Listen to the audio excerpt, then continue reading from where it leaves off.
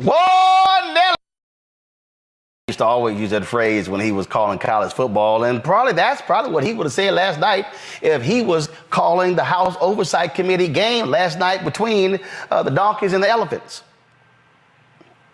I know you were up late because, see, a lot of them Trumpers, they were down in New York City looking like some damn fools standing there defending Donald Trump. He was in court. So the committee, they actually got to work late last night, and damn, clearly some folks needed some sleep.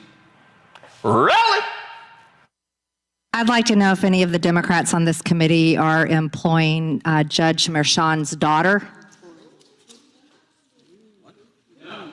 Please tell me what that has to do with Merrick Garland. Is she a porn star? Oh, Goldman. That's right. He's advising. Okay. He's advising who? What? Do you know what we're here for? You know we're here about AG. I don't think you know what you're here for. Well, you the one talking about. I think your fake eyelashes are messing up. No, ain't nothing. Hold on. Listen. Order. Mr. Chairman, even you engage the order of your committee. Order. Please. There's a point of order. We have a point of order. Mr. Lynch, state your point. Mr. Chairman, I would just like to ask the parliamentarian if your conduct here in raising money in connection with this hearing is referable to the Ethics Committee within this hearing. Is a motion in order to refer your conduct and your abuse of It's not a point of order. I do have a point of order, and I would like to move to take down Ms. Green's words. That is absolutely unacceptable. How dare you attack the physical appearance of another person? Are your feelings hurt? Her words down. Aw. Oh, girl, baby girl. Oh, really? Don't even play. Baby girl? I don't think we are going to move, and we're going to take your words down. I second that motion. So who will have to pay? Okay. All right. We're suspending. Absolutely. I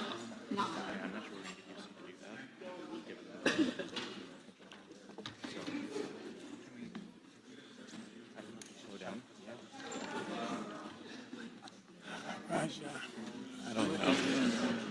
It's crazy. That, no, we're taking her words down. No way is that being allowed. He has to retract. Absolutely not. Absolutely. So she agrees to it.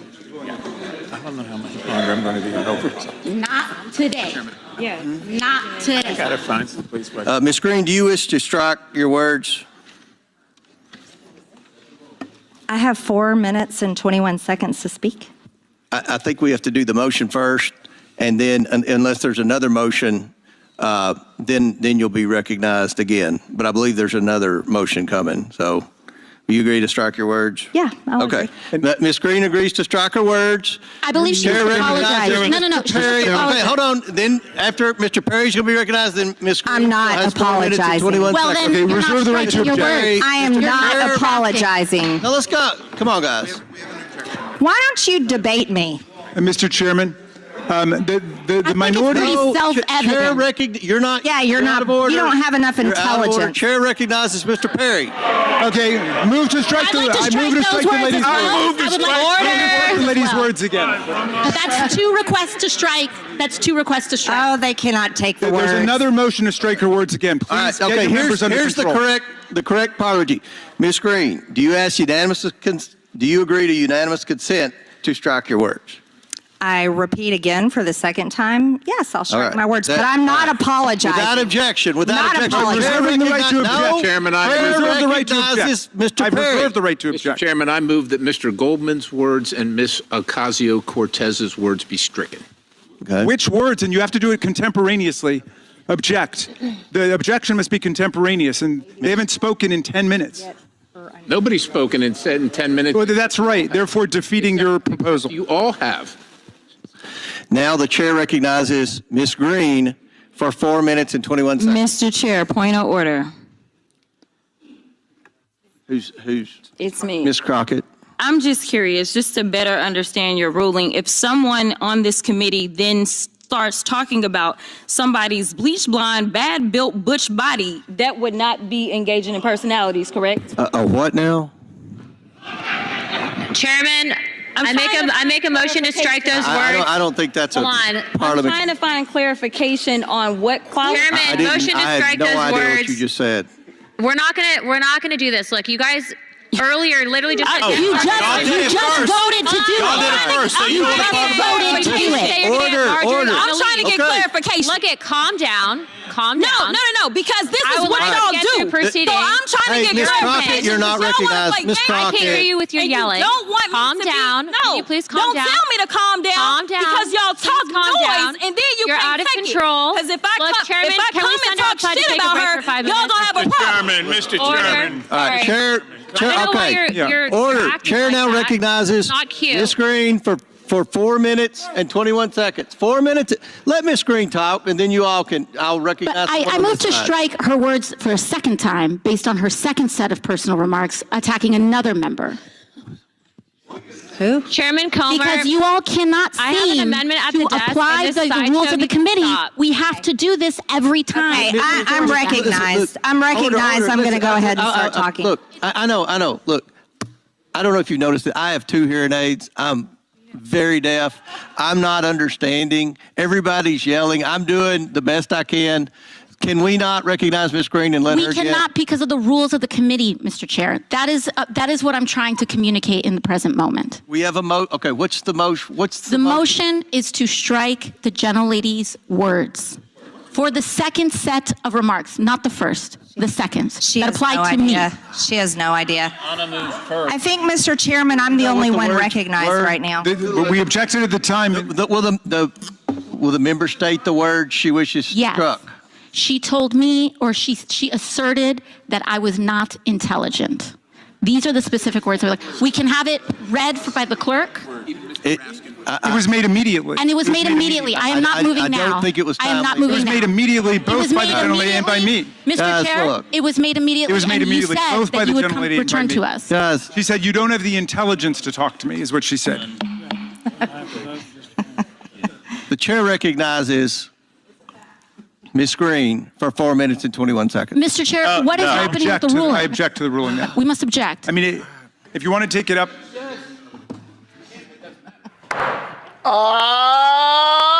Suck it. What did she actually, did she say?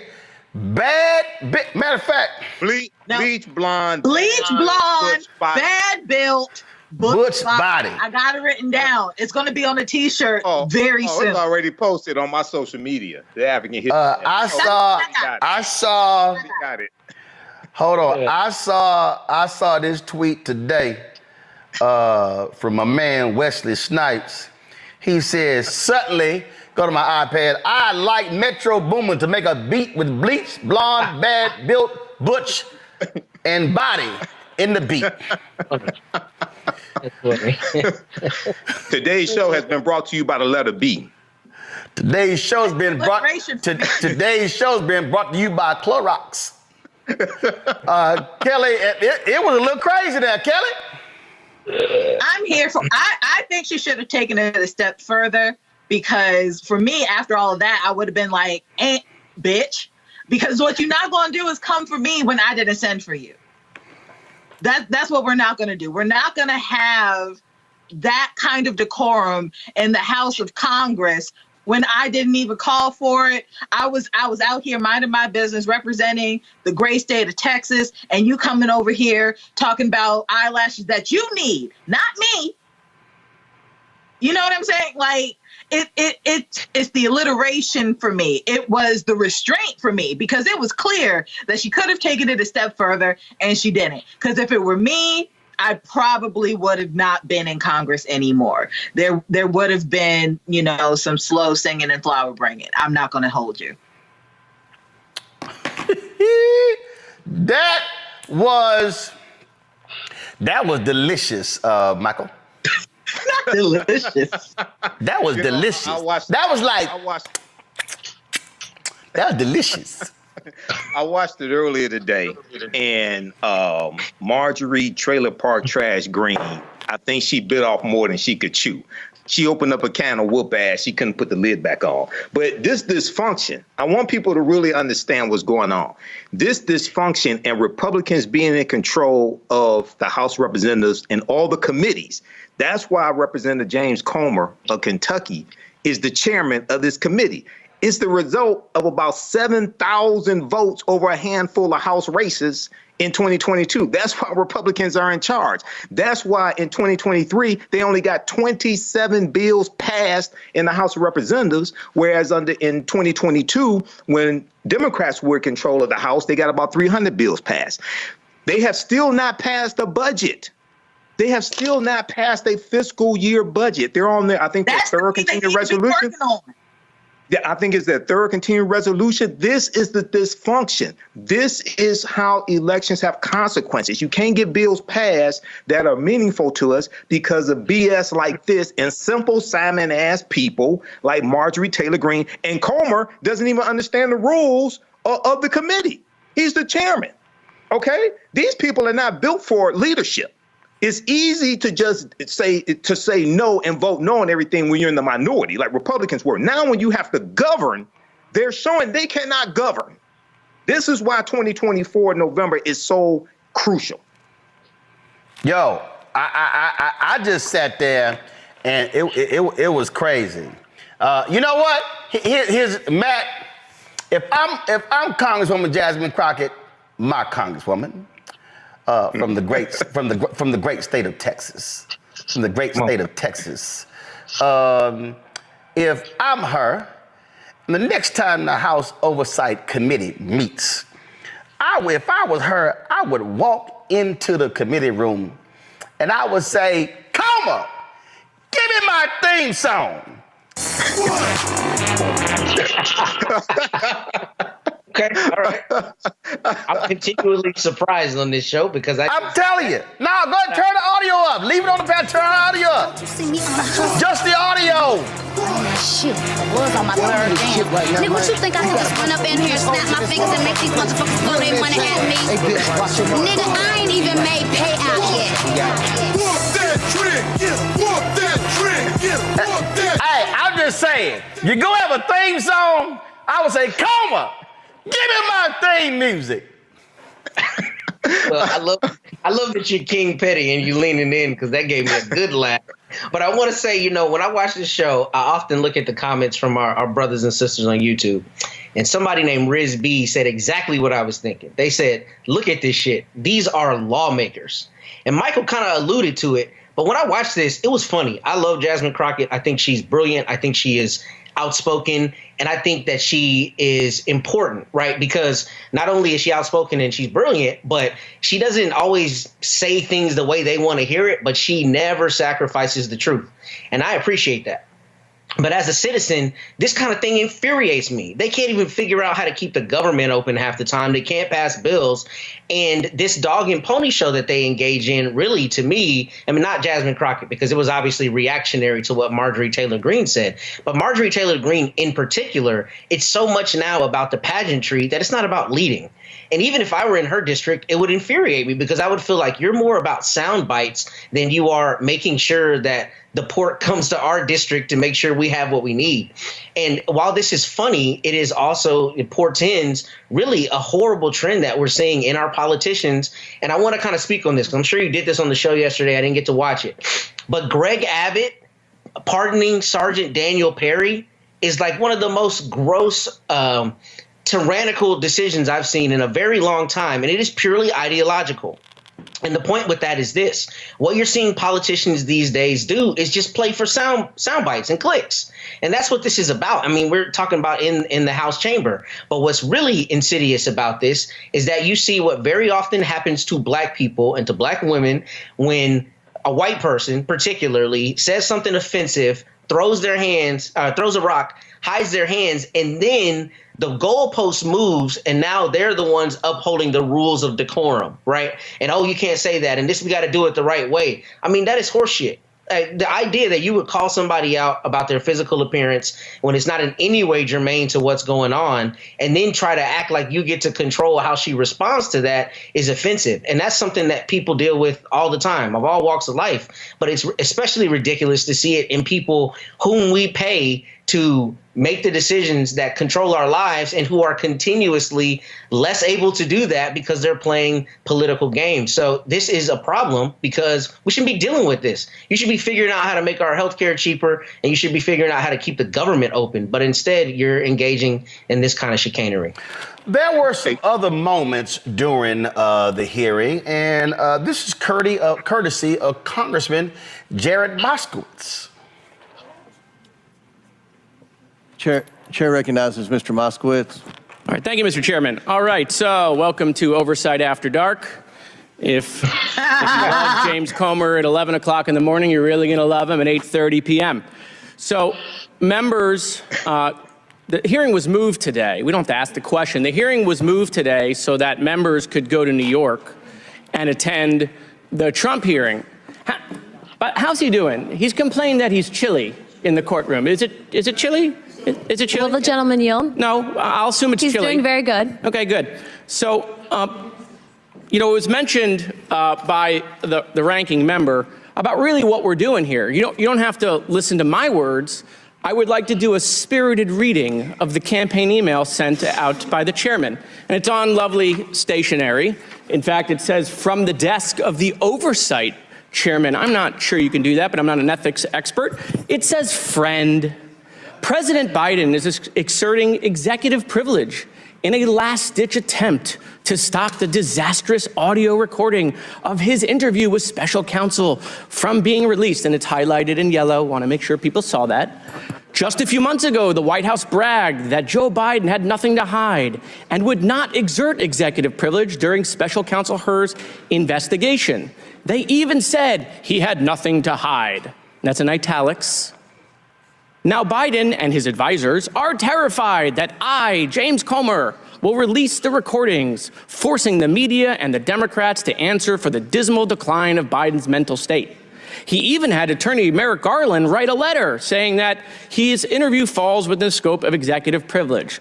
This could be the final blow with swing voters across the country. Okay. You and I know, hold on, we're not done, it gets better. You and I know he's not up for the job, but the mainstream's media refusal to report on it as only keeping him in the game. Stand with Comer. The Democrats. You sure about that?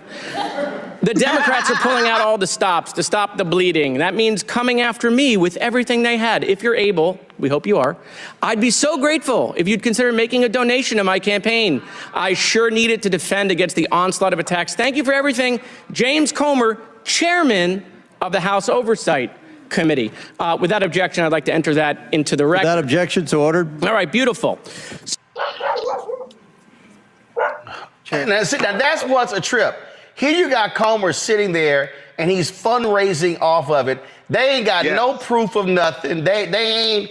And then you talking about you want to hold Merrick Garland in contempt when that fool Jim Jordan is sitting right there on the committee, and his punk ass is still in contempt more than 700 days later. Yes. This is the dysfunctional Republican Party that cannot govern. We have to understand how important it is to vote incompetent people out of office, especially Republicans. If you have incompetent Democrats, run somebody better, replace them also. But this is dangerous. And Kelly mentioned, I think it was Kelly who mentioned health care.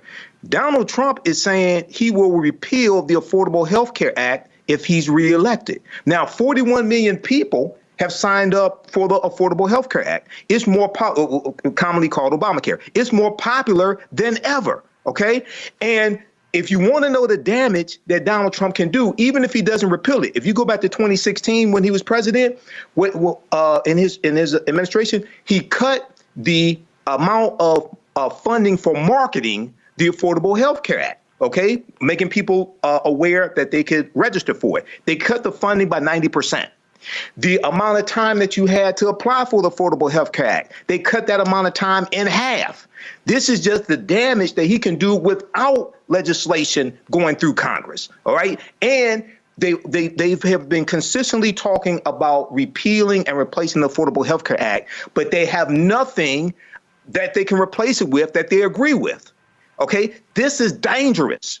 So we have to understand what's at stake in 2024. This is more about this is not about Biden versus Trump. This is about all these other policies and the trajectory of this country and the future. And one of the most important things, U.S. Supreme Court and the federal bench, lifetime appointments.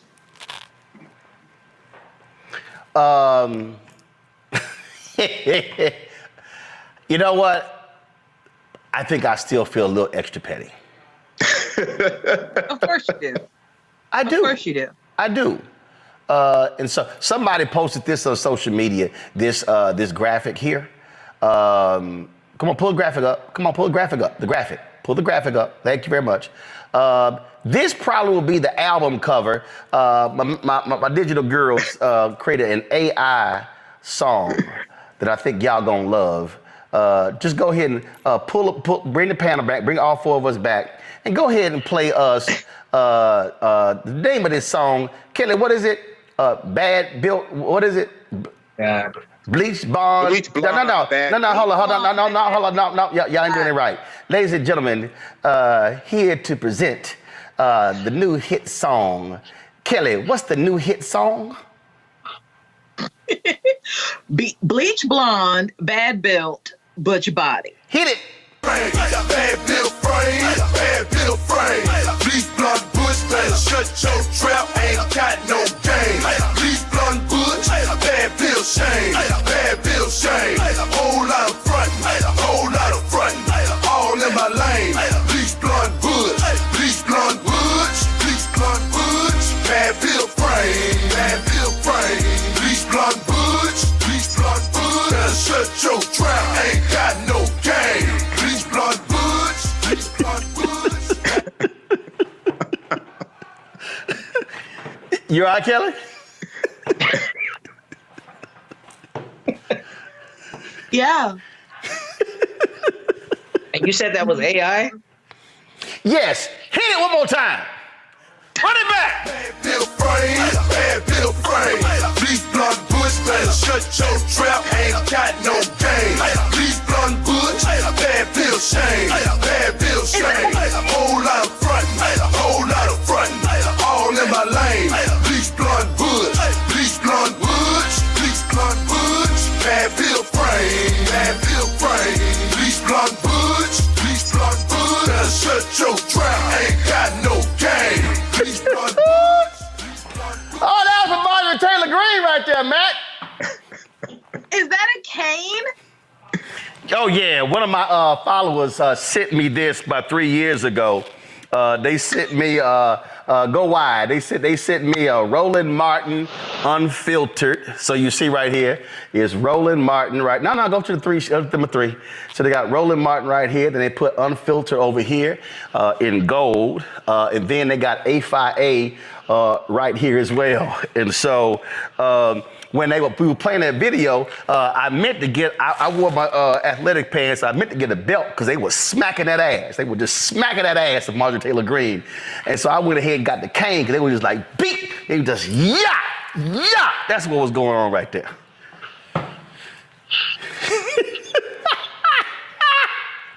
I told y'all, listen, I am creating a new segment on Roland Martin Unfiltered. It is going to be called, did Keenan have it ready yet, Kara? Damn, he ain't got it ready yet. Y'all, I'm announcing today, I'm creating a new segment on the show. It's called the Crockett Chronicles. It's called the Crockett Chronicles. So every time Congresswoman Jasmine Crockett, they have one of these hearings, we're going to be sure to play the best of the shadiest, pettiest comments from my Congresswoman Jasmine Crockett in this new segment on Roland Martin Unfiltered on the Black Star Network. It's called the Crockett Chronicles. Just letting y'all know. Matt, you gonna say something? Go ahead.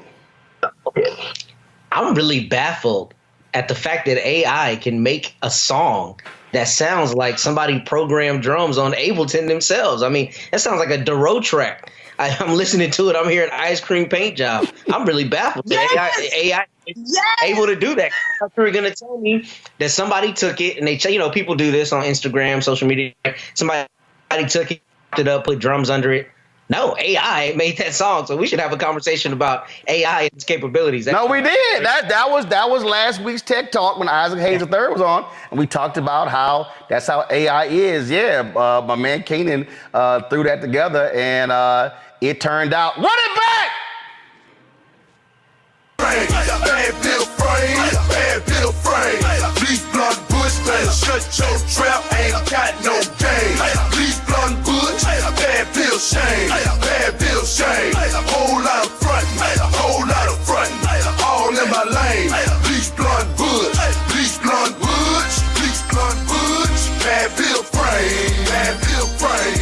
Bleach Blonde Bush, Bleach Blonde Bush, better shut your trap, ain't got no game. There you go. Now that's what caused when Crockett on say, "Coma, give me my theme music."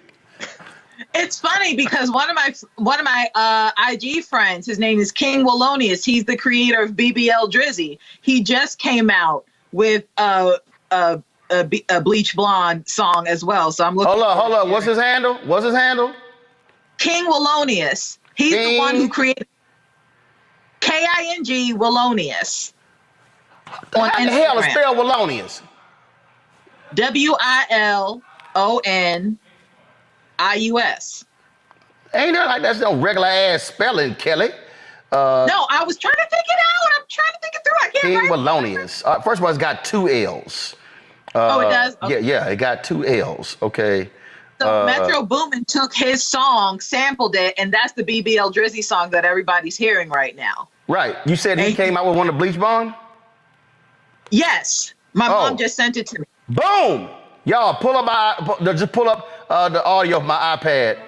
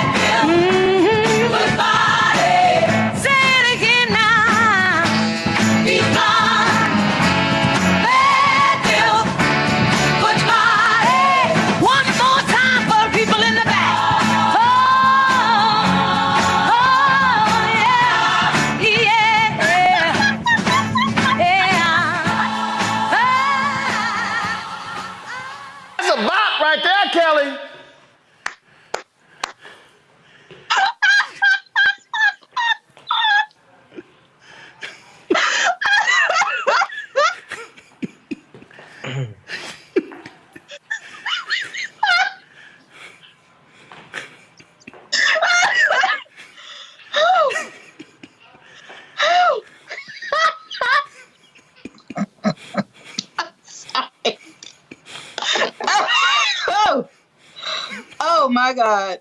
You all right? I'm great. I'm great. That was wonderful. That was great. Shout out to King Wallonius. Yeah, King Wallonius. That's a bop right there. He's an amazing he's a comedic songwriter, and his whole page is just full of bops like that. Like I said, he did BBL Drizzy. He's done that. He's just like this AI guru when it comes to songs and imaging and all of those things. And I've seen his stand up. He's come out to the DMV area for stand up stuff, and I mean, just incredible talent. And I'm excited that his page has been blowing up since the Drake Kendrick Lamar thing. I hope this takes him to the next level as well, because he deserves. He's really good. He's really good. Hey, Michael, that sounds like a Motown song right there. Yeah, it does.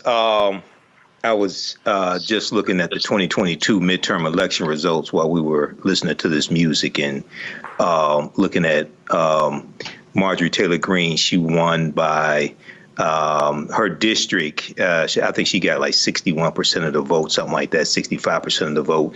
So even I think she's in a pretty red district. Yeah, she's in a heavily gerrymandered district. Remember, she ran against the brother who was the veteran, right? And her opponent this time is another brother. We had him on the show.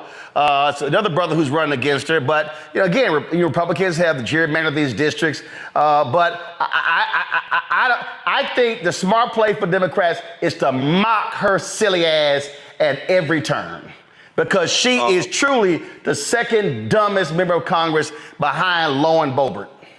And Lauren Boebert, on recount, she won, if I remember correctly, by something like 546 votes. Yeah, so trust me, she's scared. That's why she's running in a neighboring district, because she was gonna get a behind kick. Matt, real quick, final comment, Matt.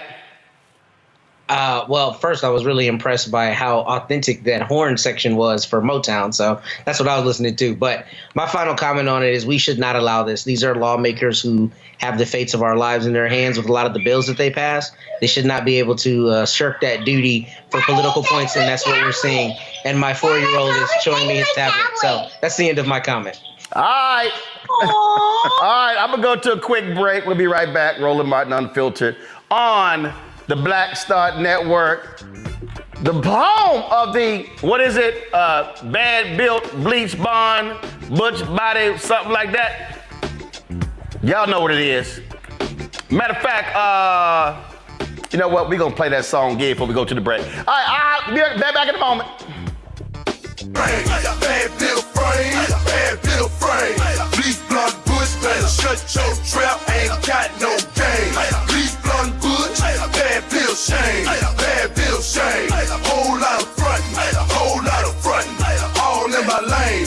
Bleach blonde bush, bad bill frame. Bleach blonde bush. I wanted the people of Baltimore to hear it from me. I have done nothing wrong. Prosecutor for the people. But I see that what you are trying to do is destroy this black woman for doing her job. I have heard your calls for no justice, no peace. However, your peace is sincerely needed as I work to deliver justice on behalf of Freddie Gray.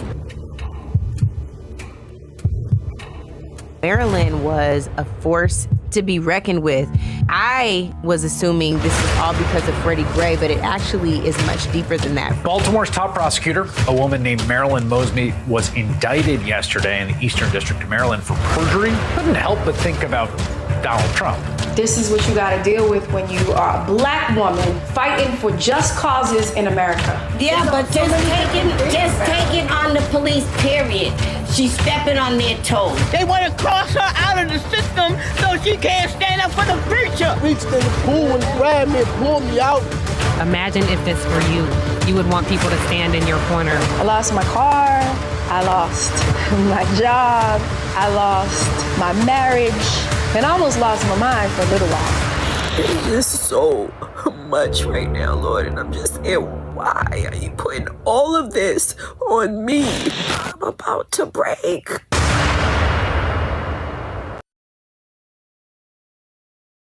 About 1 p.m. Eastern. exploded after CNN dropped this. They obtained a, when I show it, don't say it yet. They obtained a 2016 surveillance video from a hotel in California that shows Diddy assaulting his then girlfriend, Cassie Ventura, during an altercation that matches allegations in a now settled federal lawsuit she filed in November. The silent video we're about to show you is extremely difficult to watch. And so if you want to turn away, please do so before we actually show this video. Here you see Cassie coming down this hallway with a bag. You see Diddy wrapped in a towel chasing down the street. It switches right here. All of a sudden he comes up to her, grabs her by the hoodie, throws her on the ground, then kicks her. He picks up her couple of items. Then he's going to stomp on her. Then you see him right here pick her up by the hoodie and is dragging her down the hallway. That is so that is the extent of the particular video. We do not know how CNN obtained this video. Don't know it came from the hotel. Don't know if this was a video that was uncovered when they raided Diddy's homes in Miami and Los Angeles. But according to CNN, the footage is compiled from multiple camera angles and is dated March 5th, 2016. As I said, it shows Cassie leaving a hotel room and walking to the elevators before Diddy runs after her and begins to hit and beat her. Cassie's attorney, Douglas Wigdor, released the following statement. He said, quote, "The gut-wrenching video has only further confirmed the disturbing and predatory behavior of Mr. Combs.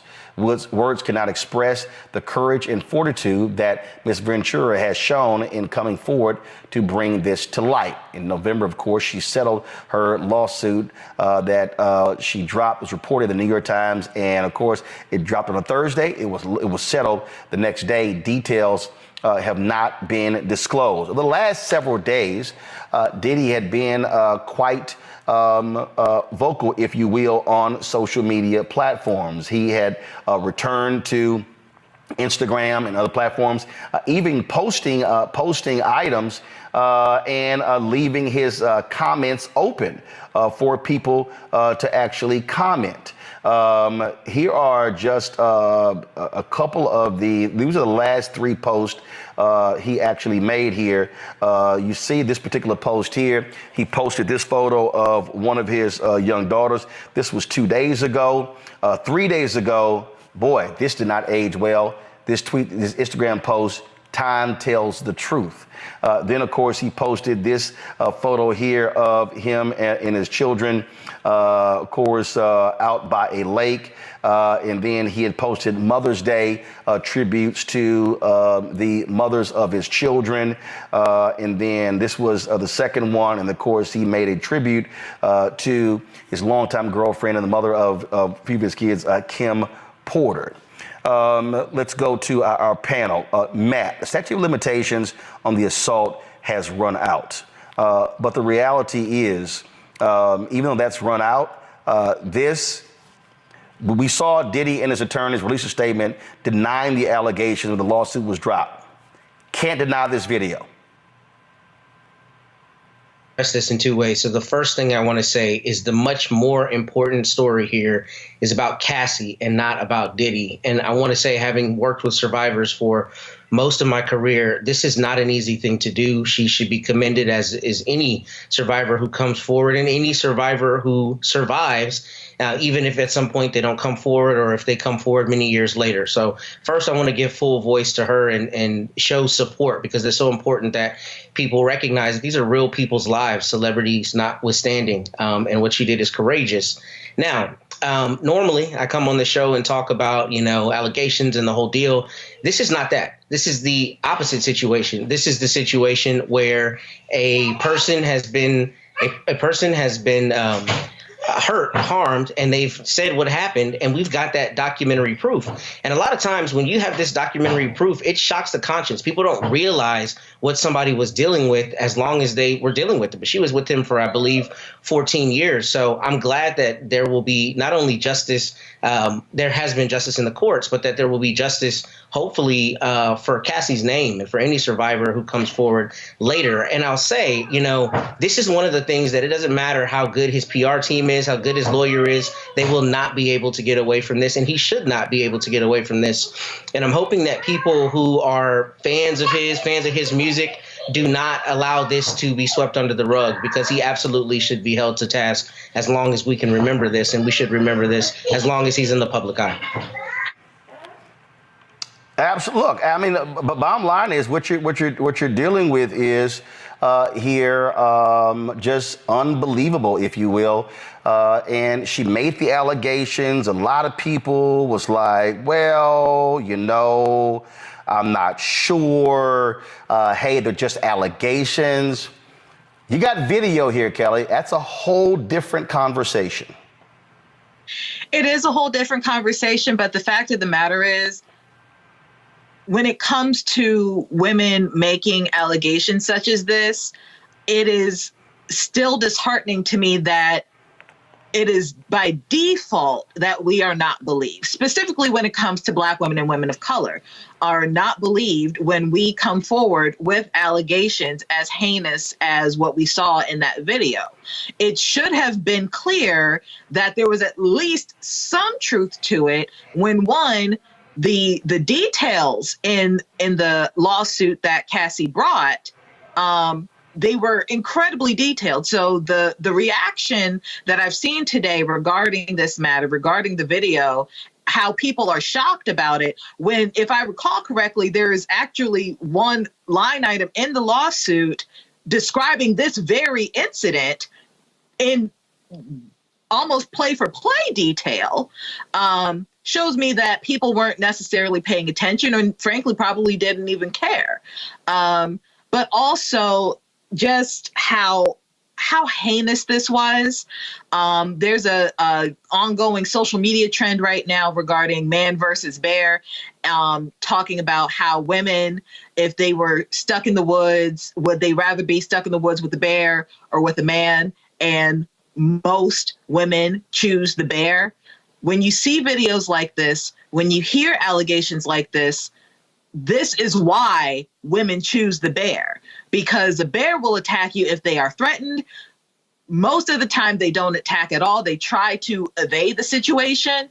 But when it comes to men and the innate threat that men have towards women, against women, this instance is why you see the social media trend of man versus bear, and a majority of women choosing the bear, because a bear wouldn't do this to a woman unprovoked. But clearly Diddy could and did.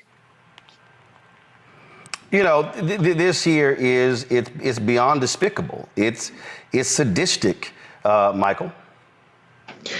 Yeah, it is. And, you know, when Cassie made her allegations in the lawsuit last year, November 2023, and then this was, as Kelly is correct, in her lawsuit, this is one of the incidents that was mentioned in that complaint. And it said the incident took place around March 2016, she said in the lawsuit. When Diddy settled this lawsuit, like within 24 hours, okay, that told me something right there. All right, so there's something like really here. Okay, she's really telling the truth. I don't know. I didn't know how deep this rabbit hole went, but now that we see this video here, and then according to the article from CNN, it talks about how the complaint from November 2023 that Cassie filed alleges Sean Diddy Combs paid the Intercontinental Century City, the hotel, $50,000 for the hallway security footage of the incident. So one of the questions I have is, okay, how did CNN get this? Why is this coming out now? I'm glad it's coming out now, but Cassie was right. So far, from what we're seeing, she was correct. And what's the other shoe that's going to drop as well? And keep in mind, there were other women who filed lawsuits against Diddy as well. We have to look at each one individually. But what's the other shoe that's going to drop? Absolutely. Look, there's been no reaction from Diddy. There's been no reaction from Diddy's attorney since this videotape dropped. And so we certainly will see what happens next. But social media has been talking about it a lot. This is one of those. This is one of those videos. It's very difficult for you to come back from. Sure, you can talk about Chris Brown and Rihanna. What you saw there, those were photos that were released.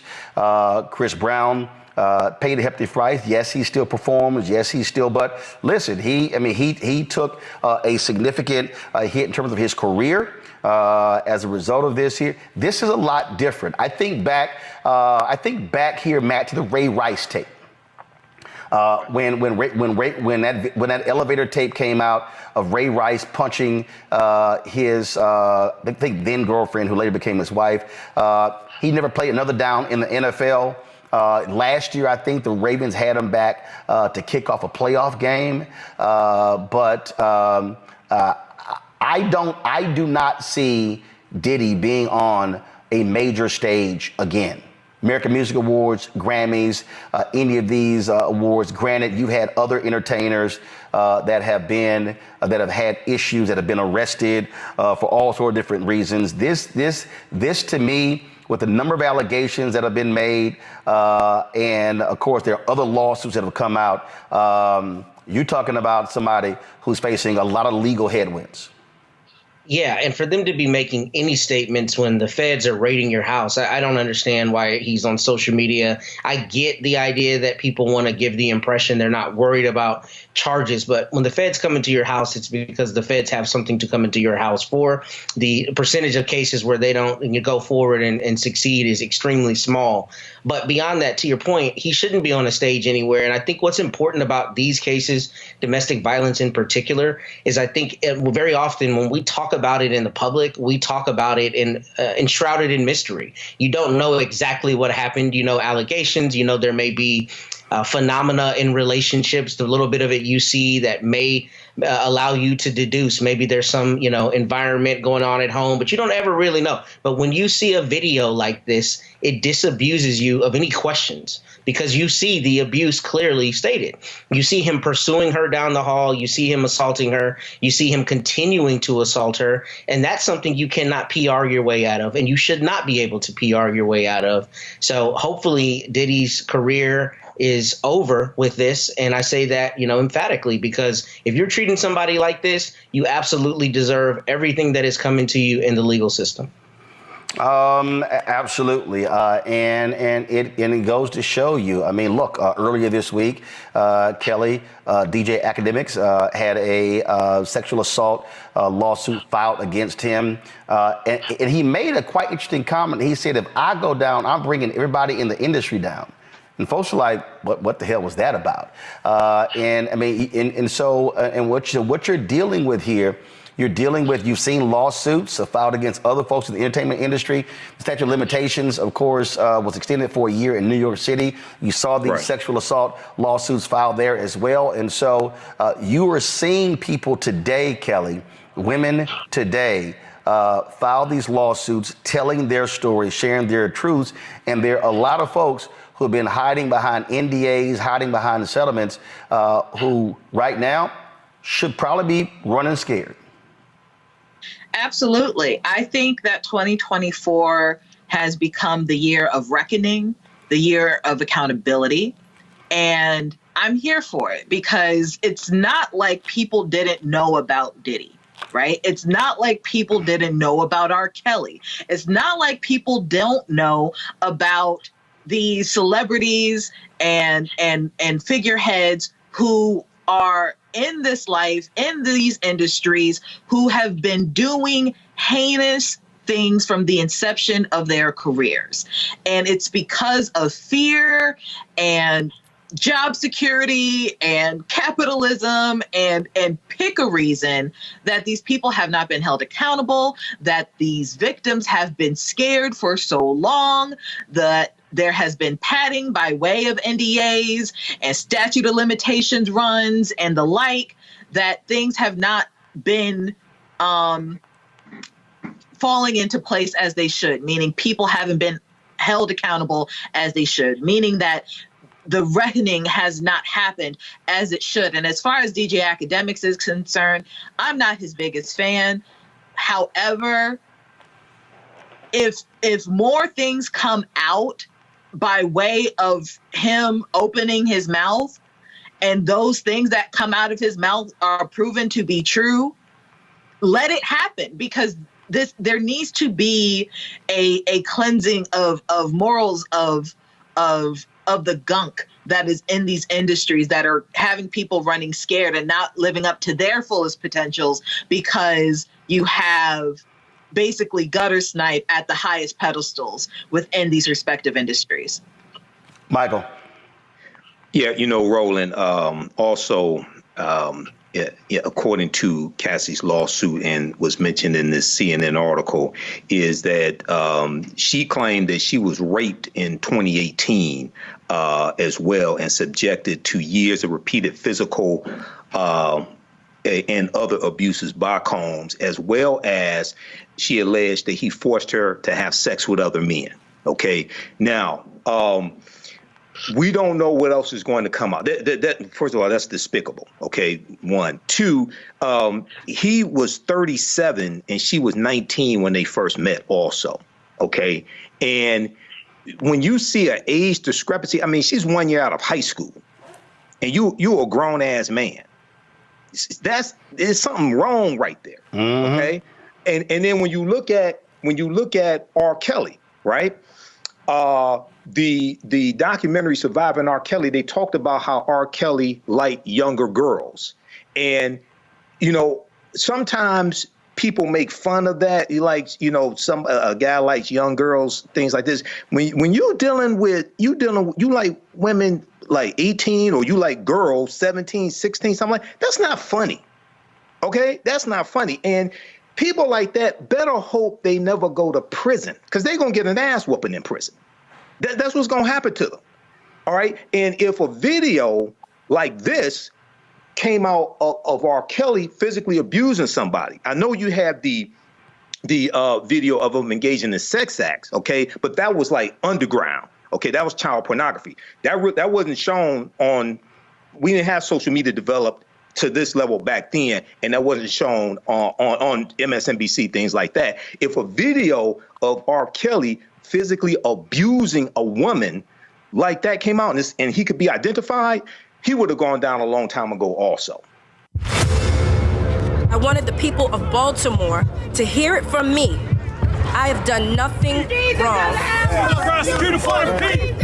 But I see that what you are trying to do is destroy this black woman for doing her job. I have heard your calls for no justice, no peace. However, your peace is sincerely needed as I work to deliver justice on behalf of Freddie Gray. Maryland was a force to be reckoned with. I was assuming this was all because of Freddie Gray, but it actually is much deeper than that. Baltimore's top prosecutor, a woman named Marilyn Mosby, was indicted yesterday in the Eastern District of Maryland for perjury. Couldn't help but think about Donald Trump. This is what you got to deal with when you are a black woman fighting for just causes in America. Yeah, but just taking on the police, period. She's stepping on their toes. They want to cross her out of the system so she can't stand up for the preacher. Reached in the pool and grabbed me and pulled me out. Imagine if this were you. You would want people to stand in your corner. I lost my car. I lost my job. I lost my marriage.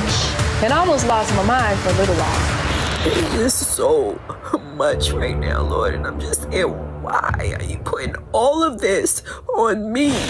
I'm about to break. If y'all want to see just was, to me, just one of the dumbest looking, but you know what? They call themselves the Starting Five. Just go ahead and play the video. I'm just going to let y'all respond. Hey, this is America starting 5.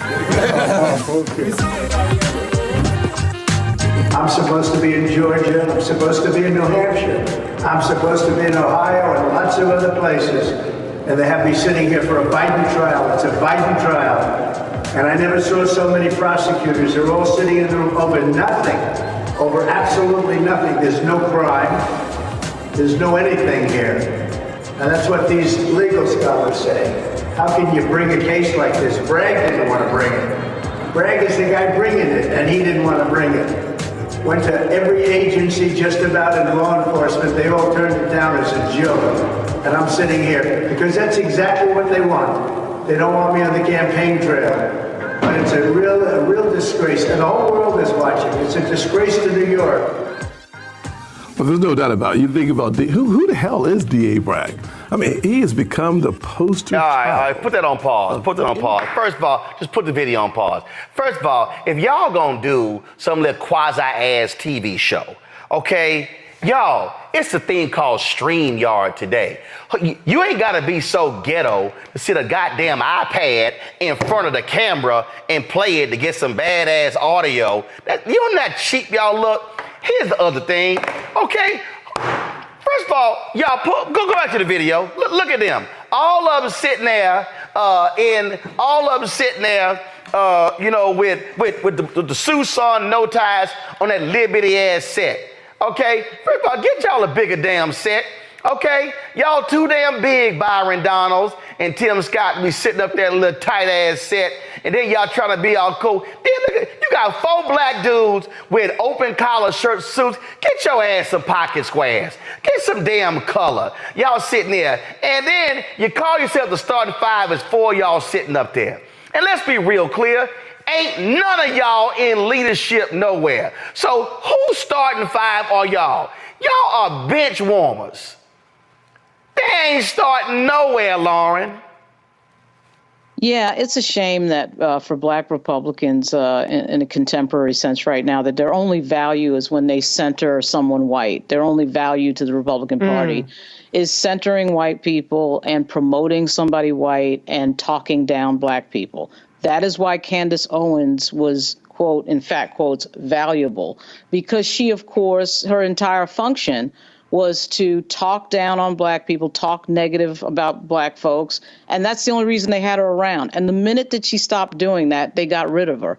So it's funny for these guys because, you know, John James and Wesley Hunt are not completely lacking in substance, but I just can't understand why they think that their career is built by promoting some white dude from Queens who is on trial all the time and is probably going to be off the scene in less than 10 years. You would think they would be able to come up with something a little better than that, and something, frankly, that is rooted in the constituencies that they represent. Right. But it never seems to happen.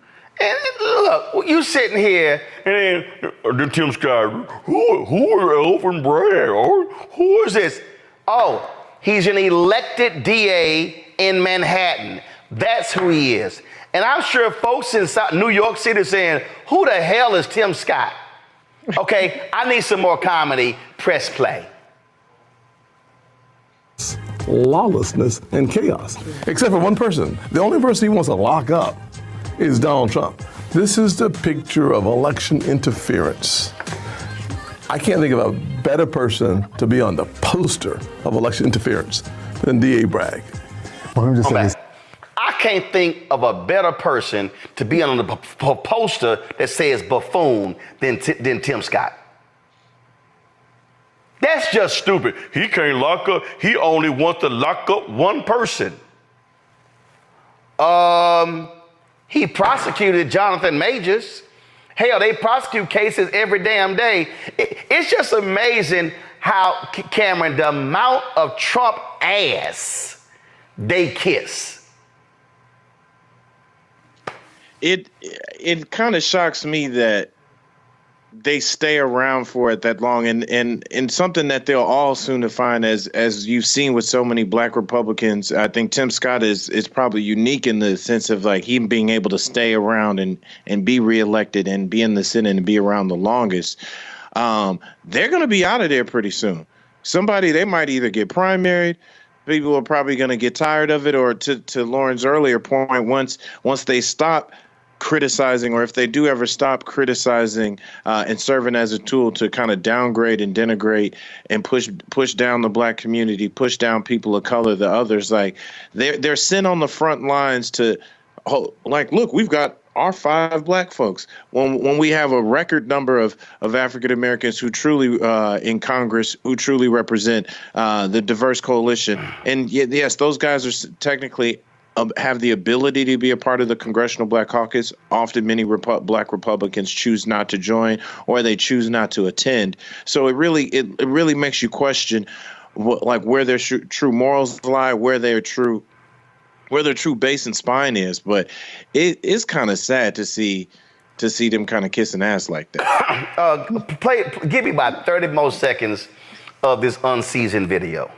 This is example of half of the left does not teach and understand our history. It is American DNA. We do not like injustice.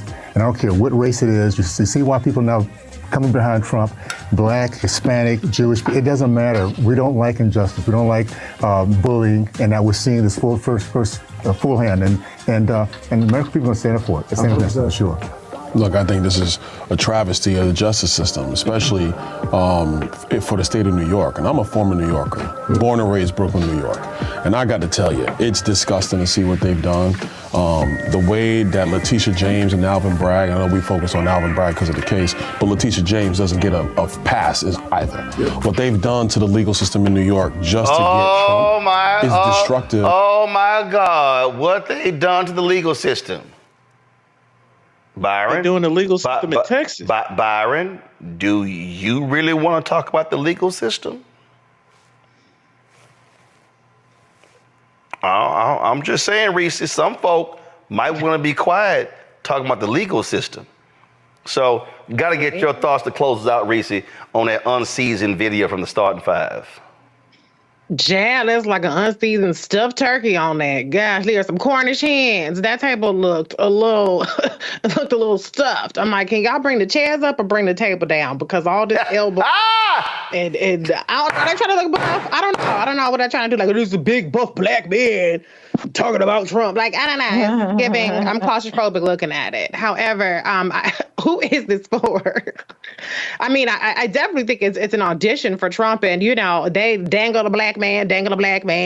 One day it's Tim Scott, one day it's Byron Donalds, who's ducking and dodging charges in the past himself. Maybe he could relate, but it's all quite ridiculous. And if this is the big master plan of the Republican Party to try to peel off some more black voters, particularly black male voters, I think they missed the mark. I think they missed the mark. Maybe they should just go back to the other issues, the culture wars. But I don't think that shilling for Donald Trump and trying to act like he's some sort of persecuted victim when he's been convicted or found guilty on multiple civil counts, and he's going to probably be found guilty in New York, that ain't really the hill that you want to die on. So I think they should be doing more deflecting than trying to defend Donald Trump. But everybody on that stage wants to be the VP, the sidekick to Donald Trump. And so it kind of tracks, but it's not picking up any voters or doing them any justice. I'm still laughing at them calling themselves a starting 5. Y'all 4 people.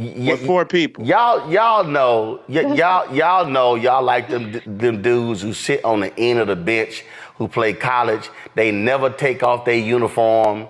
They never get in the game. So let's just be real clear. So Hey, y'all ain't starting nowhere. No how. And so do this here, Henry. Do me a favor, Henry. Go ahead and go to the wide shot for me. So listen up, Tim Scott in the starting 5. This is called a set. All right. 2 can sit over there. 2 can sit over here. 1 could sit here. I could even add a second chair to fit 6. That way y'all ain't gotta look all swole on TV where y'all on that little bitty ass set. So if y'all want Tim Scott, why don't y'all come over here and have y'all starting 5 conversation here at the Black Star Network. And then when y'all get done, then maybe I can join y'all for a conversation and we can have a real discussion about the issues. And then again, we got room. We got room. So why don't y'all come to the Black Cookout if y'all want to sit here. You know, we got the black art and everything. Hope they don't scare the 5 of y'all away. But trust me, it's enough room on, and I'll go back, it's enough room on this set for all 5 of y'all to fit. And if y'all do come here, trust me, all y'all ass is gonna have some pocket squares, because them bland ass suits you wearing with them boring ass white shirts, you look pitiful as hell. Come on now, get some swagger. Some. Maybe. All right, that's it. Lauren, Cameron, Reese, I appreciate it. Thank you so very much. Thanks, Roland. That little bitty ass set they on. Y'all need to stop it. All right, y'all. I wanted the people of Baltimore to hear it from me. I have done nothing wrong. Prosecutor for the people. But I see that what you are trying to do is destroy this black woman for doing her job. I have heard your calls for no justice, no peace. However, your peace is sincerely needed as I work to deliver justice on behalf of Freddie Gray. Maryland was a force to be reckoned with. I was assuming this was all because of Freddie Gray, but it actually is much deeper than that. Baltimore's top prosecutor, a woman named Marilyn Mosby, was indicted yesterday in the Eastern District of Maryland for perjury. Couldn't help but think about Donald Trump. This is what you got to deal with when you are a black woman fighting for just causes in America. Yeah, but just take it on the police, period. She's stepping on their toes. They want to cross her out of the system so she can't stand up for the preacher. Reached in the pool and grabbed me and pulled me out. Imagine if this were you. You would want people to stand in your corner. I lost my car. I lost my job. I lost my marriage. And I almost lost my mind for a little while. It is so much right now, Lord, and I'm just here. Why are you putting all of this on me? I'm about to break.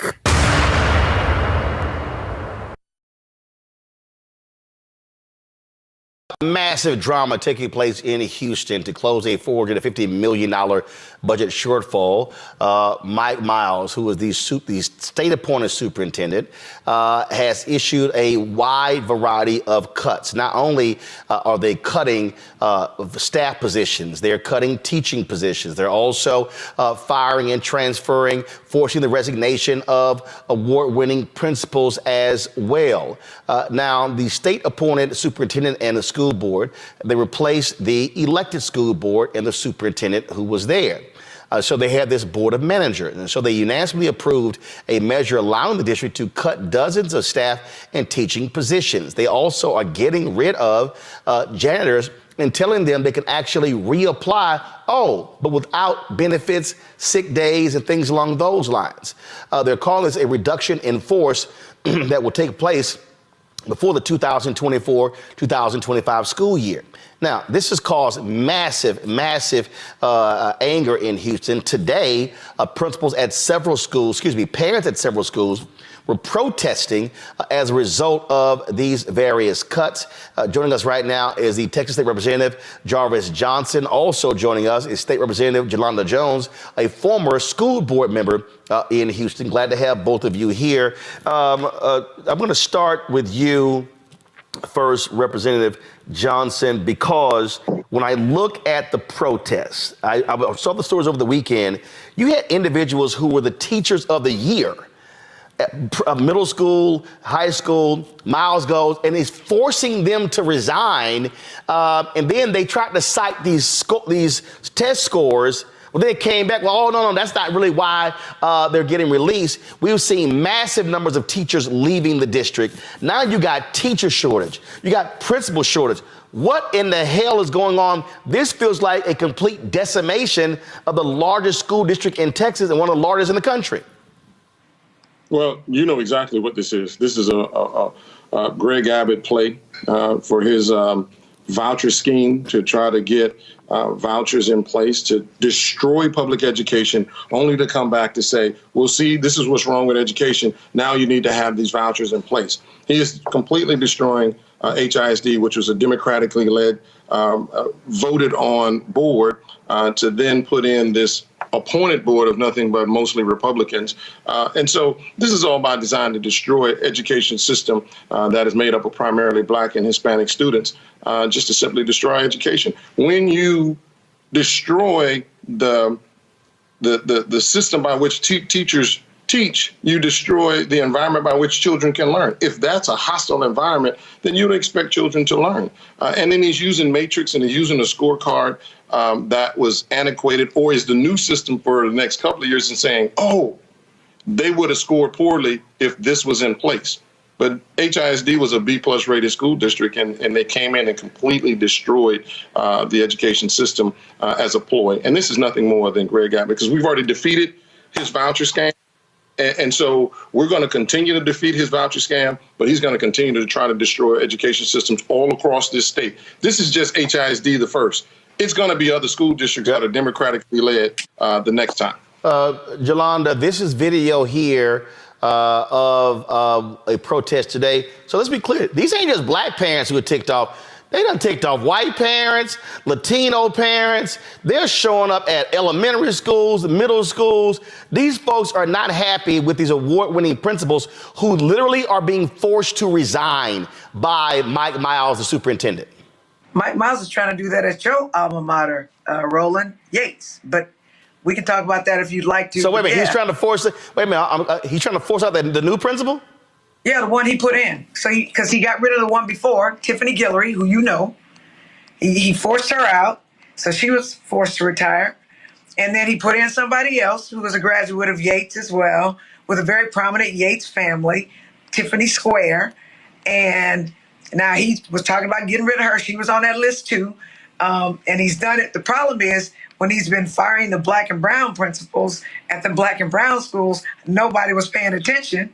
Then he screwed around and started messing with HSPVA and Meyerland and schools that are predominantly white. And now, when their parents protest, they're upset because poor parents, Black parents, brown parents have already been protesting. No one paid attention to it. And I'll also say that Mike Miles is not certified as a superintendent. When we hired a superintendent, they had to be certified. And this rubber stamp board, there I call them the kangaroo court, his co-conspirators actually voted for there not to be certified teachers. And now they've gone and they fired not only janitors, they fired the people that maintain the buses. So we're going to have a bunch of raggedy buses crashing, and our kids are going to be going to school in filth. And they're union busting. They fired almost 1,200 people on Friday after business hours. They told us that the janitors and the support staff, come in, you have to come in, even on some people's off days, and said, oh, by the way, you being fired, but you can reapply, you can accrue vacation, and you don't get health benefits, and you're working hourly. And so that's what's going on. And I'm a former HISD trustee. Jarvis, so it is craziness. It is craziness. And I actually put out a statement on Friday night or Saturday morning related to this. The problem, and Mike Miles is also trying to do a bond while we at it, Roland. He's going to put a bond on the November ballot because he wants to have more of a piggy bank. So the things that he's doing are unprecedented. HISD is the 7th largest school district in the United States. It's the largest school district in Texas, and it is the largest single city school district. So the other school districts in the country that are bigger than HISD are like counties, LA County, like that. So he's trying to destroy it because, as Representative Johnson said, we defeated his voucher scam. So he's trying to destroy HISD, and as HISD goes, the rest of the state will follow. Jarvis, go ahead. He did all of this firing towards the end of the school year, and he did it during Teacher Appreciation Week. Literally, he fired all of these teachers and principals during Teacher Appreciation Week. What kind of sick individual does that? And how demoralizing can that be? When we're supposed to be celebrating teachers, we already know they're woefully underpaid. We had an opportunity with the $34 billion in surplus that we had in the state of Texas that we could have given teachers pay raise, but the governor and the Republicans refused to do so. And then on top of that, you go put this Mike Miles cat in place, and then he turns around and destroys the entire the excitement that teachers have every single day, and you go to them and say, you're fired during Teacher Appreciation Week. I mean, and let me tell you something. How sick is that? I'll say this, Roland. He tried to fire principals before, but he got really bad backlash because, again, he had targeted some principals. And he said, oh, I'm not going to do that like right now. So he waits until the very end. He's implemented this new system called NES, which is shown to be a failure.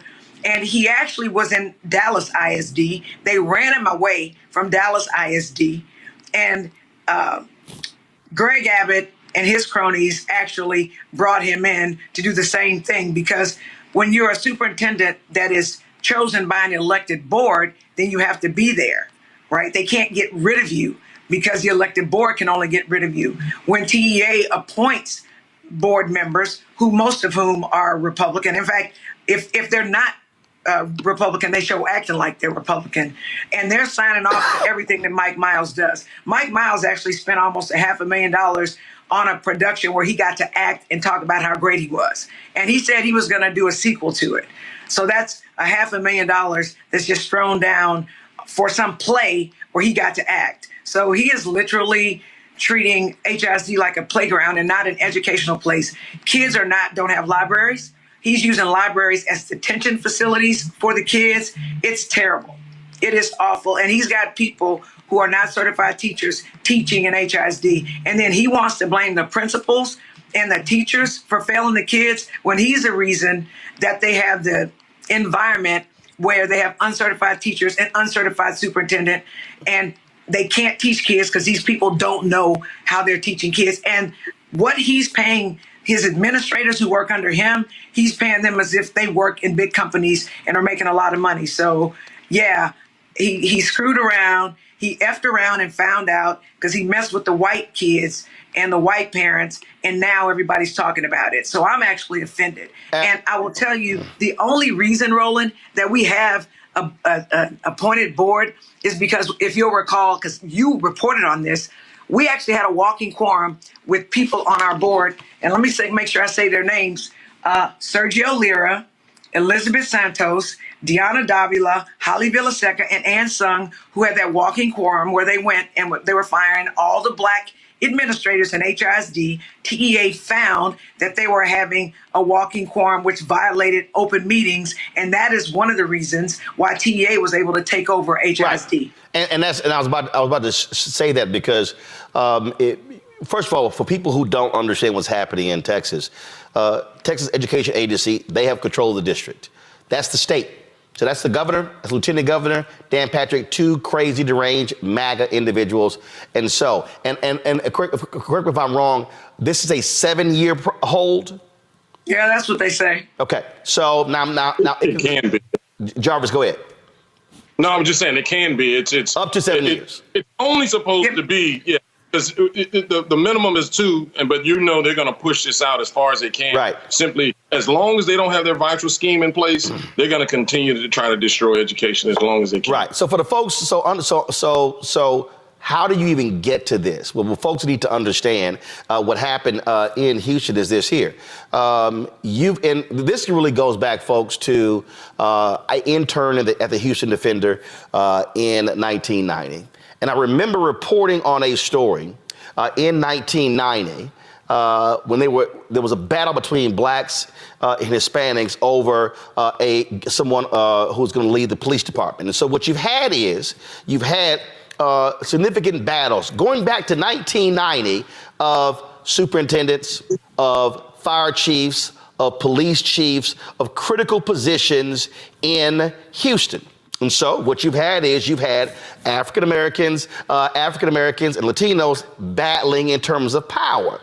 The same thing happened in Dallas. And so folk need to understand the setup. So what happened in Houston is what you just heard Jolanda talk about, the quorum. You heard Jolanda talking about this working quorum. And so you had Latinos on the Houston School Board who were trying to consolidate power. And so you had an effort where they literally were trying to get rid of the black superintendent to bring back the former Hispanic superintendent who quit. No, he was runaway. So he was runaway. So they got and they actually busted. did fire her if you're required. Right. They illegally fired her. If Right. So they fired the sister. And we forced him to bring her back. Right. Fired the sister to bring her back. And so go to my iPad. So this is from 2019. The threat of a state takeover intensifies for the Houston Independent School District. So what you're seeing right now, the roots of this began then. And you had the battle that was going back and forth. And so Latinos in Houston are going to have to accept the reality that this whole thing, they opened the door. With this walking quorum, they opened the door for the state to come in, and that door began to widen. And guess what? Now it's a whole bunch of Latino folks are getting fired. A whole bunch of black folks as well. So people have to understand what's happening in Houston because, as you heard Jarvis say, the governor, Abbott, he's desperate to pass vouchers in the state, which is a scam. Now, y'all know I'm the founder of School Choice is the Black Choice. But this plan here is a scam just like the one in Tennessee. The one in Tennessee just got defeated, but they're going to come back. What Abbott did in Texas was he literally opposed, supported the candidates the Republicans who voted against his voucher scam. He supported their opponents, and they have systematically taken them out. Now you have a runoff in the Dallas area where you have crazy Katrina Pearson, the shoplifting Trump supporter who's running for state rep. I know Jarvis is, but I'm just saying what it is, Jarvis. You ain't got to sit here. Jarvis like, oh, Lord, did he go there? No, damn sure did. The shoplifting Katrina Pearson, who's a Trump mouthpiece, she's now in a runoff against one of those Republicans. Abbott hates her because she was trashing him, but now he's backing her because he wants to eliminate every single one of those Republicans who voted against the voucher bill. And guess what? All those rural white folks in Texas, y'all are about to get screwed. Because the voucher scam in Texas serves one purpose. It is to be able to give billions of dollars to middle-class white people in the suburbs who want to remove their kids from public schools, send them to private school. You don't have enough seats in private school, but this effort is to strangle the public schools in Texas, and that is their goal. Same thing in Texas, same thing in Tennessee.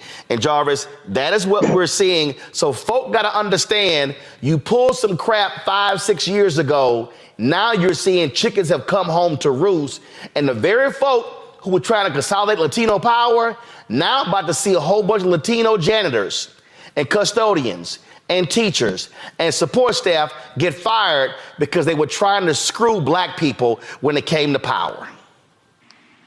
In addition to all of that, which you're absolutely correct, but I will tell you, in addition to that, rural Texas is going to get screwed because more times than not in rural communities, the school is the largest employer of that particular school of that particular area. So that means you're going to find people are going to lose their jobs anyway. The Republicans and Greg Abbott knows this. 70% of Texas disapproves of. He only did this because Ron DeSantis decided to do vouchers in Florida, and he was trying to keep up with DeSantis so that they could get Trump's approval. Who's going to be his running mate? So that's what this is all about. Because Abbott knows he's going to be gone in a couple of years. He's not going to be the governor, but at the end of the day, he's just trying to use this platform to rally his base to make them think that he's doing good by their kids. When in fact, this civil war that the Republicans got going on, it will destroy them. And I'm all for it. I'm here for it because they're tearing each other apart and they're tearing these schools apart. And I'm so glad, Yolanda pointed that out, I'm so glad that you're now bringing it to the doorsteps of people that normally didn't understand it, they didn't see it. See, the one thing you got to have in politics is empathy. Because when it starts to happen to you, when this thing starts to come at you, then all of a sudden you go, oh, is that what this was all about? Oh, my God. And so it's kind of funny to see, upper middle class and affluent white people outside chanting, hell no, we won't go. Hell no, we won't go. And I'm like, wow, that reminds me of something. It all comes back. And so sometimes it's good when these type of things happen, because it falls at people's doorsteps that they now have to reckon with the problems that they created, to then try to be the solution maker when they're actually just destroying. Jelanda, final comment. Go ahead. I'll say this, Roland. So yeah, he screwed around and he messed with the white schools and the white children. But the bottom line is this. I'd like to see the white parents rally when he's closing our schools and firing our principals, right? Because we hadn't seen that, although we are supporting them because we understand a rising tide lifts all boats. But I'll also say that Abbott wants for the vouchers to give $10,000 per kid to basically it's subsidizing rich people and middle-class white folks kids to go to school, because they're going to these private schools where the tuition is $27,000, $30,000, $40,000 a year. So you give them $10,000, they're only paying $15,000 or whatever. And what black folks and poor folks don't always understand is private school costs more than $10,000. And when you get if vouchers pass, that doesn't pay for your transportation. It doesn't pay for your food. You're not getting the federal dollars. So the people that are going to be stuck is the parents who think they can literally have enough money with these vouchers and go to another school. And insofar as rural areas, it's going to kill them, because generally there are not a lot of schools, right? So maybe in an urban city like Houston or Dallas, there may be a bunch of schools or some charter schools or whatever around where I can catch a bus or something and get there. These places in rural areas are 30 and 40 minutes away. So it's going to decimate them. And so I'm actually very, very, very sad to see Abbott try to exact this plan and go around what voters wanted, because HISD, I believe, is irreparably harmed right now. And we are literally losing an entire generation of kids. Now, perhaps once HISD is decimated, because that's where it is, if I were a parent of a child who was school age, although I believe I shouldn't have to pay for private school, I'd have gotten extra jobs, worked overtime to put my child in a private school, because HISD is not an environment to teach kids in, because they don't have certified teachers. And if you're a parent, you know you don't want to send your kids to where teachers are not certified. They have principals, the good principals have left. They are running them out. They have threatened. Mike Miles is he is threatening people. He's a dictator. And principals literally call me and they're afraid. Teachers call me and they tell me what's going on, because they are afraid that if they open their mouth, so he's stifling their First Amendment rights, that they will lose their jobs. And so there is not a First Amendment right in HISD for anyone who works there. So HISD is destroyed. I don't know if we can fix it. I don't know if we can fix it, at least now in the near future. Well, very simple, folks. That is, I totally get what you're saying, Jelanda, in terms of these white parents. But you know what? Whatever wakes them the hell up, cool. Just like in Tennessee, it was a whole bunch of black folks been getting shot. But when them white kids got shot in that school shooting, and then all of a sudden they started coming to the state capitol, that's what woke them up. And so maybe they will now stop fighting the word woke, and maybe those white folks in Houston will now stay woke to what's going on and realize that what black folks have been saying, and what Latinos have better wake up as well in Houston. Because, again, all those shenanigans, trying to change the voting lines and trying to change, who qualifies for the ballot, how to apportion district lines by trying to use total population versus registered voters, they need to understand what's going on. So all the games they were playing, they realize what's happening here and how they're getting screwed as well. So it makes a hell of a lot more sense for Latinos in Houston to align with black folks, and for concerned white folks to realize that Republicans, they want to completely destroy not just the city of Houston, but Harris County, because they hate the fact that it's blue. No, that's why I said Houston. No, I said Houston and Harris County. They want to destroy it because they hate the fact that they can't control it. That's what's going on. So we'll keep watching what happens there. I'm supposed to be at Yates High School on May 24th to present. I'm gonna come there to present my scholarship. They're not following the rules anyway, because I was supposed to be kept apprised of this whole process of who was actually applying. So I'm gonna deal with them when it comes to that, because but the principal is really worried, Roland, about being fired from Yates. So she, for real, the parents are talking to me, the kids are talking to me. he identified her as one of the principals he was trying to get away with, that he's trying to get rid of. So she got things that, I mean, and she is doing a really good job, right? And we got problems in Houston too. Whitmire firing all the black department directors. I mean, that's what he's doing. So black people are under attack in Houston. And what's the only thing that's going to make the white progressives and the Hispanics like come aboard with us, I think, is for them to lose and them to see how valuably important we are as a part of the coalition. Because without black folks, y'all gonna lose. I'm glad you made that point, because I'm texting Mike Miles right now with regards to that. So that's gonna happen. We'll see if he calls me back like he did when he got the job. So I made it clear he needed to have a conversation with me. Well, while you at it, ask him why he won't meet me, because I've demanded meeting with him. Because he wanted to talk to me about a bond. I'm like, no, we're going to talk about you firing all these people and destroying HISD before we talk about a bond. So he's refused to meet. So why don't you talk to him about that? I'm a firm believer as well that when somebody's trying to ask for a bond, bonds can be defeated. And so, exactly. And I'm against it. I got you. I'm against it. All right, then. We're glad to have both of y'all on the show. And Representative Johnson, I'm also glad that you had enough common sense not to come on my show, even though Jolanda is wearing her little purple. I don't know what. But we know I'm an AKA. I know that, but Jarvis had enough sense not to have none of that crap hanging on his wall. But I do, Representative Johnson, I do want you to see, though, your fellow state representative out of Georgia, how he represents on here as well. And so, Derek, just in case, he don't know, this is how we roll, Jarvis, on Roland Martin Unfiltered.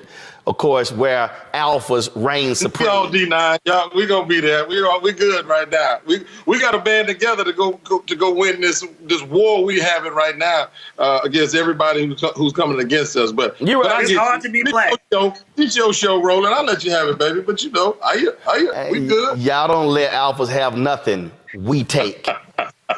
All right, I appreciate y'all. Thanks a lot. Fanbase is pioneering a new era of social media for the creator economy.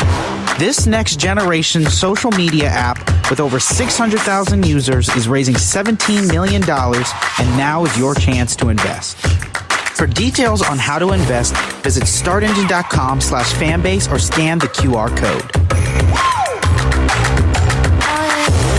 Another way we're giving you the freedom to be you without limits. Folks, what you're seeing is the Twitter feed from Florida A&M University. What you're not going to see on the Florida A&M University Twitter feed are any videos or photos of the $237 million donation that was announced a couple Saturdays ago by Gregory Jerami, the so-called hemp farmer out of Texas. That's because the decision was quietly made to delete all references from social media of this donation, this $237,750,000 donation. That's because you have had a lot of reporting out there that is showing that this is really a fraud, that it's a joke, that this stock that he gave to the university, that he claims a month ago, this stock is really worthless. No one can identify if he actually has a farm. No one can identify what kind of company that he has. He's claimed to have 7,000 contract workers. He's claimed to have farms in multiple states, and none of that can actually be confirmed. Last week, the Florida A&M Foundation held a meeting where it got real contentious. There were a lot of questions that were asked during that meeting with regards to this donation and what it entails. And again, they have been unable to really answer a lot of those questions. On Wednesday, the Florida A&M Board of Trustees, they are going to have a meeting where this is going to be discussed. Now, on that call with the board, with the foundation, there's one sister who was on it who actually has a strong financial background. She raised some really important questions that I think Florida A&M needs to answer. Listen. I want to first say that I just want to say how excited I think a lot of us were when we saw this first come through. A major donor gift, the institution, to take the institution to a transformational level is amazing. However, I have to say that I came here with an open mind. I'm listening. And as a new member of the board who just started in January, I'm really here to focus on our fiduciary responsibility to be financial stewards and to protect the reputation of the foundation itself. I'm sure there are operational and leadership challenges and concerns that will be addressed by the Board of Trustees next week. So I just want to make sure, folks know that I'm here to really understand the process and the transaction itself, because what is striking to me is what I heard from our OCIO from Disciplina, that they just heard about this for the first time on Sunday evening, as well as what I'm hearing and what my personal experience is that the first time I heard about this was a text message from a friend forwarding me something on Saturday, and the board got no official notice about this until Sunday afternoon. That's very, very problematic with such a major donation. So my concerns are twofold. One is about the overall process and financial controls, how staff is able to do 9-figure level transactions on behalf of the foundation board without the foundation board knowing about it, signing contracts, et cetera. So how did we get this far without knowledge of the transaction or the donor by the OCIO or the board? How are we thinking about contracts and review and execution of those contracts? And how is the board being informed after the fact? Because if the document that I saw, the agreement that I saw, is the final agreement, it's not even fully executed. So if you take note on the signature lines, the donor line is empty. It's not signed. And so those types of things are very concerning. And then moving on to the transaction itself, and those would be concerning if this was cash or if this was a public stock and we could liquidate and we could move it into our investment policy, et cetera. The process itself, I am very concerned about how this took place and how we're here.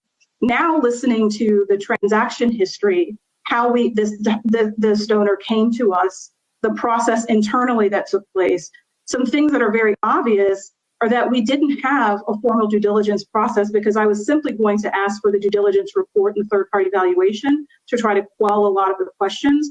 But what I just heard is that it didn't exist and that we're deferring valuation until later when we're making public announcements. And so the structure of the deal, I think we started hearing it with questions with Disciplina. Are these restricted shares? How is it structured? Who was the issuing company? So we got that answered. How are we vetting the due diligence? Is there a KYC report, et cetera? And so where I'm going to leave this, because I think we can't answer the questions I originally had, is really going to President Robinson. I need to understand from you, when you were aware, how were you involved in this process, and what was the decision-making thoughts around excluding both the board of the foundation, as well as from the vice chair's announcement yesterday, apparently talk your shit, kid! To get to this position to make a public announcement the way we did. I would like to hear from you, your level of involvement, when you knew how decisions were made up to this point. Yeah, thank you very much. Director Kidd, I have been involved in the process pretty much all the way along. When the money proposed gift, rose above a certain level, 4 seconds. I was informed by Ms. Simmons enough, and I have been following it throughout. At the time, it rose to the level of a stock change when the NDA agreement was made. I was committed to honoring that agreement, which indicated that I could not share them. Not only with this board, but also with my board chair as well. She was made aware of this event, of this activity on Saturday, like so many other people were. And so I was compelled by the NDA agreement not to violate that for the potential of losing what we thought was a great opportunity at the time. And that's really, I don't know if we violated any Foundation Board of Directors policy or procedure when it came to this gift receipt. But I do think it's something worth considering how we might handle such gifts in the future.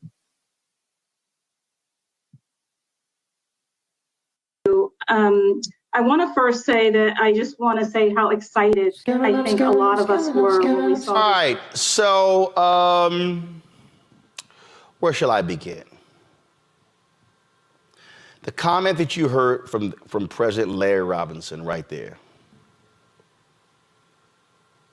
was one of the dumbest things I ever heard in my life. How in the hell can you, the president of a public university, say, well, I signed a non-disclosure agreement and I didn't want to share with anybody because we might lose the money?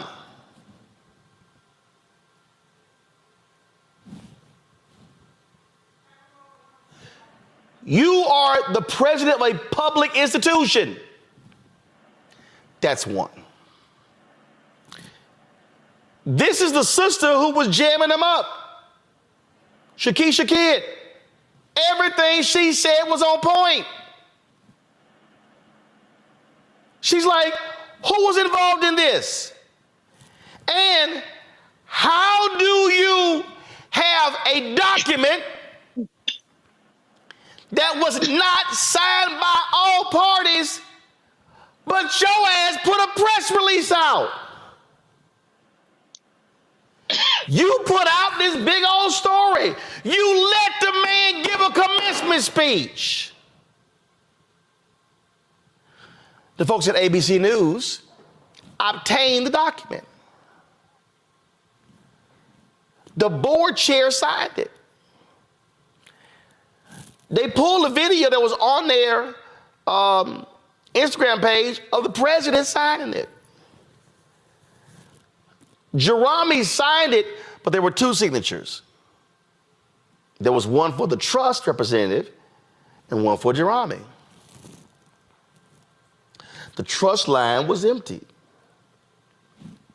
So how in the world do you come out publicly and tell the world that you got a $237,750,000 donation that to the layman or the laywoman, you think, yo, somebody actually gave them $237,750,000. No.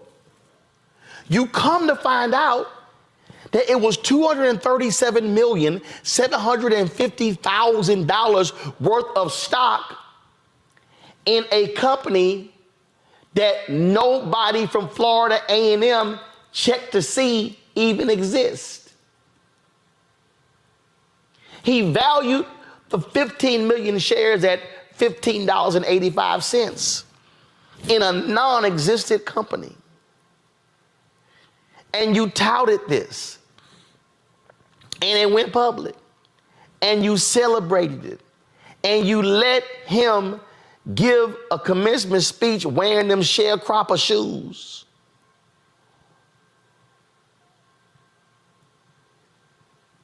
And all of a sudden, y'all look like the biggest fools in America. Let me just go ahead and say this, because here's the whole deal. The board can't fire everybody. The board of trustees can only fire the president. The board is going to meet on Wednesday. If it is absolutely true that the board chair of Florida A&M Board of Trustees, if the board chair of Florida A&M Board of Trustees was aware of this gift, and if the board chair signed this document with the Isaac Batterson Family 7th Trust, if that is the case, the board chair needs to be replaced. If the board chair is replaced, President Larry Robinson needs to be fired. And after a new president is named, the new president should fire every single Florida A&M individual who was involved over the last 6 months in any meetings and the vetting of this individual.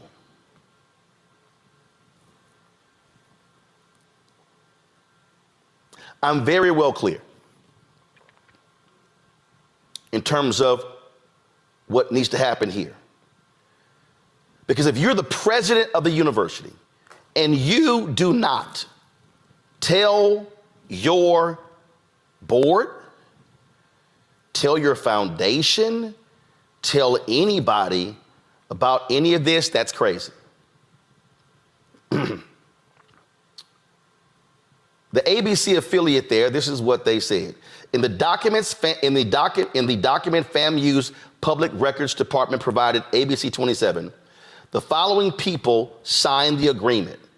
Gregory Jerami, Family Foundation representative, who we now know is a joke. Larry Robinson, FAMU president, he needs to go. Shanta Friday Stroud, vice president, university advancement, and executive director of the FAMU Foundation, she needs to be fired or she needs to resign, because this is what it says. In the agreement copy provided, there is no signature on the line for the Isaac Batterson Family 7th Trust representative. ABC 27 asked FAMU's Public Records Department about this. We're waiting to hear back. It laid out a 10-year donation schedule, all this stuff. Oh, it had all this stuff in it. Y'all, all this now, we now know, is an absolute joke. We know that this is grossly illegitimate. It doesn't exist. I don't want anybody to lose their job. But if you're a public employee at a public university, you are a steward of the public. Your credibility and integrity in leadership is based upon credibility and integrity. And if Dr. Larry Robinson, as well as Shanta Friday Stroud, as well as anybody else who was involved in this, none of those people should be in a leadership position at Florida A&M. Because not only is this embarrassing, it also shows they don't even know how to use Google. It shows they can't even do basic research. It shows that they didn't even have the common sense to hire somebody to vet this guy. I read one story where he called the University of Texas because he's supposedly based in Austin. They laughed at him.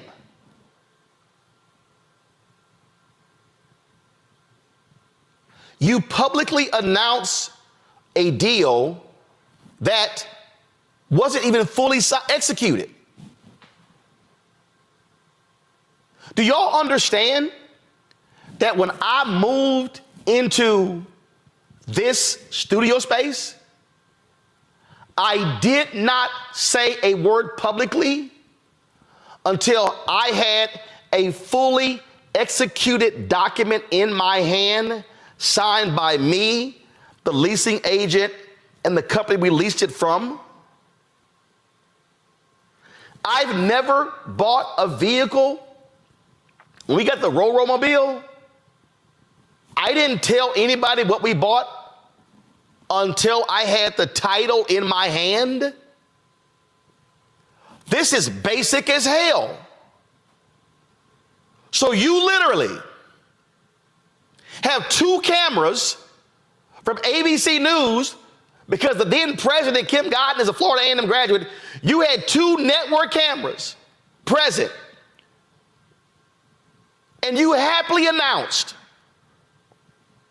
a $237 million donation from a crank. How can anybody at Florida A&M, faculty, staff, student, alumni, state officials, trust anybody in leadership with making right decisions if you could not figure out this dude was a complete fraud? And if Wednesday, if the Florida A&M Board of Trustees, when they have their meeting, if the board chair says, I was aware of this through and through, gotta go, gotta go. Gotta go, gotta go. And anybody who was involved in this, they cannot lead. I don't care how great of a person they are. I don't care how nice they might. They can't lead. Because I don't believe anybody in the FAMU Rattler family could have any trust whatsoever, any trust in them. Kristen Harper, she's the chair. She is the founder and CEO of Driven to Succeed, LLC, which provides market research, brand strategy consulting, keynotes, and training on leadership and emotional intelligence for Fortune 500 companies and rising leaders. There is no way, if she was aware of this deal, she could lead a board chair. Because if you provide emotional intelligence for Fortune 500 companies, there clearly was no real intelligence in vetting this crank, Gregory Jerami. Julian, you're the president emerita of Bennett College. And I'm sure over the years, you have had people come to you wanting to give to Bennett. I'm sure you've had people come to you, Julian, promising all sorts of grand and wonderful things. And I'm sure you probably went, okay. Well, please hand me your card, and we look forward to talking with you. And you went, please Google his crazy ass to see if he real or not. Am I lying? Something like that. I mean, I had actually one of my funny stories. I had a brother approach me. He wanted to give us $230 million, but he claimed it was a couple million. But he also wanted the opportunity to speak at commencement. And he came at me in April. I said, "Don't do that. Ain't happening. We already have a commencement speaker. Well, if I could just get 5 minutes. No. Hell to the no. In fact, I got in trouble because I wasn't that nice to him. But, and I guess I could have smiled, but it was BS. And then he didn't have what he said he had. But why would I let him speak at my commencement? Speak to my students who are at at a significant milestone. Now, this whole thing, as soon as I heard about it, it reeked. But the worst thing about Roland that breaks my heart is not just that FAMU didn't vet this man, is that they were so eager to get the money that they let good sense go out the window. And this speaks at some level to the desperation in which so many HBCUs exist, needing money desperately. But what FAMU has done, what they've done, it's not harmful to FAMU, it's harmful to HBCUs in general, because it makes them look like a bunch of Mr. Bojangles dancing buffoons. That's what it makes them look like. And others are going to look and say, is this how they do business in HBCU land? So it's really very tragic. And this guy, I mean, I don't know. But President Robinson, I don't know either what he was thinking. I've been in his company. He seems like a nice enough brother. But this is just unacceptable and unreasonable. And his whole development team needs to be gone. Just start over.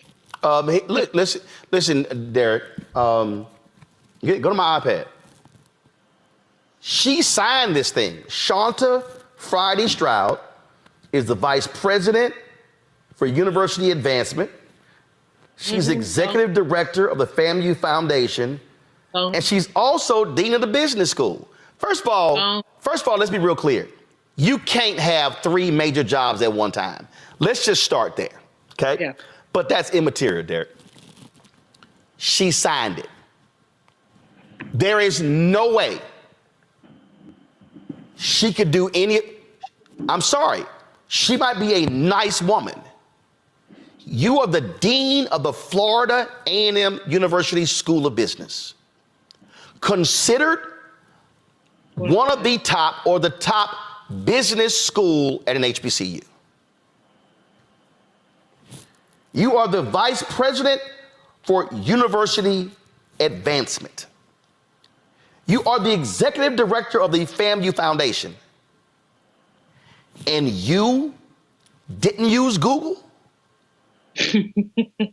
You didn't say, hold up, a 30-year-old black guy who we ain't never heard of calls us out of the blue to offer he wants to do a donation. And you never uncover the previous donation to Coastal Carolina, $95 million that fell through. And you move forward with an announcement. You sign a document he never signed. There's no representative for the trust, and the money was coming from the trust. I'm sorry, Derek. Nice people sometimes gotta be fired. Hello. And they should have resigned by now. Follow your sword and resign. But if they haven't resigned, I'm sorry. They gotta go, Derek.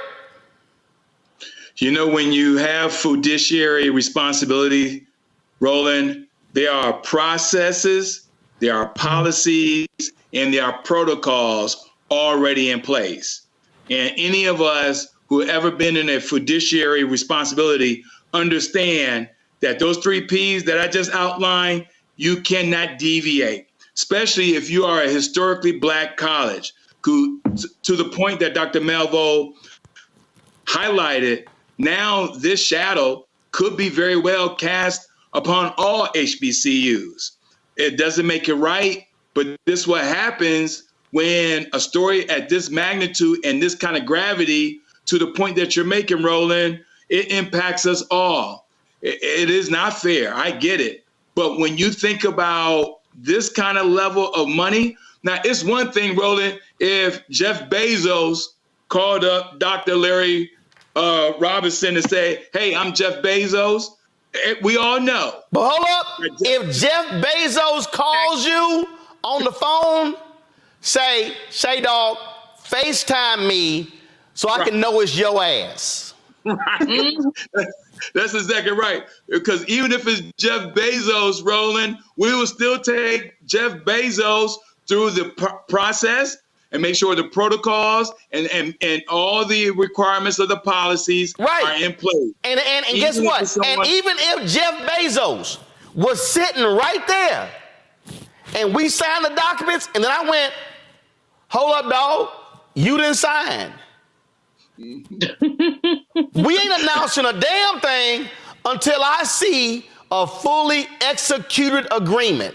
And any line that's empty is not a fully executed agreement. And I'm firing the Florida A&M General Counsel. Because Renita, the Florida A&M General Counsel, should have said, hold up. I got the president. I got the FAMU Foundation and Gregory. There's a line missing. There's a line for the representative of the foundation. This is not a fully executed document. We are not going to publicly announce this until all parties have signed the document. I'm sorry. They got to go, Renita. Well, and that's what I'm wondering is, did he even run it past their counsel? Because, and that's my question, because when he saw that they did not sign, that didn't trigger anything in his mind to say, maybe I need to speak with the university attorneys to ask them, doesn't this seem weird that they didn't sign? I mean, I have my own consulting business that I run. And let me tell you this, when I'm giving a client a contract, an agreement, I actually would let them sign first before I sign, because I really want to make sure that they are locked in. And so the fact that that didn't ring any alarm bells for him is amazing. The other thing that's amazing too is, like we've all talked about, if this trust doesn't even exist, it's not even real, then that lets us know that he had never heard of this trust when they approached him. So why would he not go and try to Google and see if he could get any information about them? As for the other people that were involved, yes, they should have done their due diligence, but I bet you money when the details come out on this, they all are probably going to say, which is probably the truth, that they assumed the presidents would have done, that the president had done his basic research as it relates to this agreement. I bet you that's what they will say, is that they probably could not imagine a situation where the president had not done the research, because that's what anybody would do. If somebody approaches you to say they're going to give you something and you never heard of these people, and it's a really large gift that you don't just find walking down the street. Like, it's all just kind of unbelievable. It's unbelievable. And here's the deal. It's not the president's job to vet the thing. It's a VP of development. Stuff comes to your desk. The president, if the president were aware, should have said to the director of development, are you sure this is real? Let's talk about it. But the director of the development is the one who dropped the ball, not the president. No, hell no. You know why? I listened on that call last week. I forgot the woman who was talking. I'm sorry, I don't have the name right now. But on the call, I can't use the precise words, but she said on the call that some skeptical things came forward. I forgot the precise language, but she mentioned that there was something that came up, and she said President Robinson said move ahead with him giving the commencement address. That part, okay, you're right. I was listening to the call. I listened to the call about an hour before I came and did the show. I forgot the precise language. I'm paraphrasing. He made the call. And here's the other deal. FAMU, they've now taken the stuff down from social media. This ain't down. People got picked. Hold on, no. This wouldn't. Come on, Anthony. This would never go down. This is President Larry Robinson introducing Gregory Jerami at the 2024 May commencement at Florida A&M. And now every single graduate in the 2024 class for the rest of their lives are going to have to deal with the reality that a fraudster was their commencement speaker, and their university did not have enough common sense to properly vet this man and look at his background.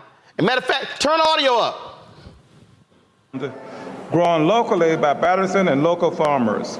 His journey showcases resilience, innovation, and service, making history as the youngest African-American industrial hemp producer in Texas and the largest African-American commercial hydroponic warehouse farmer in the state of Texas as well. Ladies and gentlemen, please give a warm Rattler welcome to our speaker, Mr. Gregory Jerami.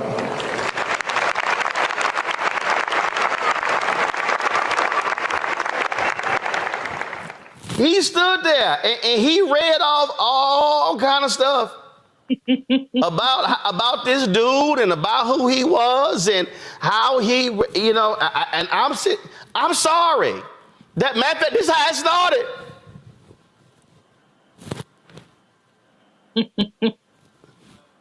Come on, guys, audio. Hemp products in Texas.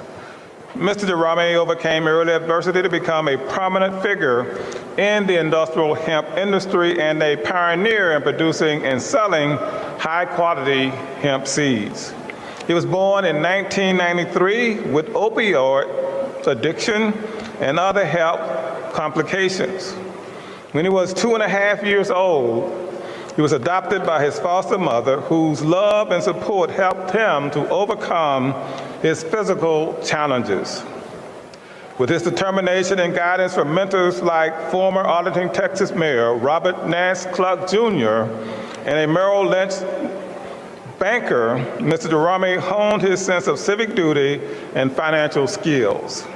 He transformed a small lawn care business into a prosperous property management venture, then delved into investment consulting, recognizing opportunities in southern farming. In 2021, he formed Batterson Farms, a San Antonio, Texas-based hydroponic farming and hemp plastic industry that aims to produce bioplastics and fresh organic products year-round, grown locally by Batterson and local farmers. His journey showcases resilience, innovation, and service, making history as the youngest African-American industrial hemp producer in Texas and the largest African-American commercial hydroponic warehouse farmer in the state of Texas. Julian, if you're going to stand up there and read all of that stuff about his background, don't you think somebody should have said, is all of this stuff verified? Where did you get it from? Somebody should have. There should have been somebody in his office, a speechwriter, somebody, the communications person, somebody who would have looked at this. I mean, it seems quite far-fetched and fantastic. And so somebody just as a matter of course. But we could go all the way back to the basics. How come nobody Googled the dude? Just Google it, put his name in there. Because I never heard it. I don't think any of us have heard of this foundation or this farm that he has. It's just common sense. I mean, I Googled somebody before I have coffee with him. Just because I'm nosy. I want to know what's up. No, it is really a disgrace on FAMU, and it's a great disgrace on HBCUs. And it's very, again, it partially shows how eager we are to get money for our schools, but also shows how stupid, and I use the word stupid advisedly, stupid some folks are not to check stuff out. You got to check it out. It's so embarrassing. I mean, I feel embarrassed for FAMU. And I think about the sister you had on, who's the dean of the business school and the VP of advancement and what else? Or something else. And executive director of the Florida A&M Foundation. Well, often the VP of advancement, they often couple those roles, often, but not always. But Sybil Mobley, who was the illustrious dean of that business school, who was an amazing Black woman, I mean, she's turning over.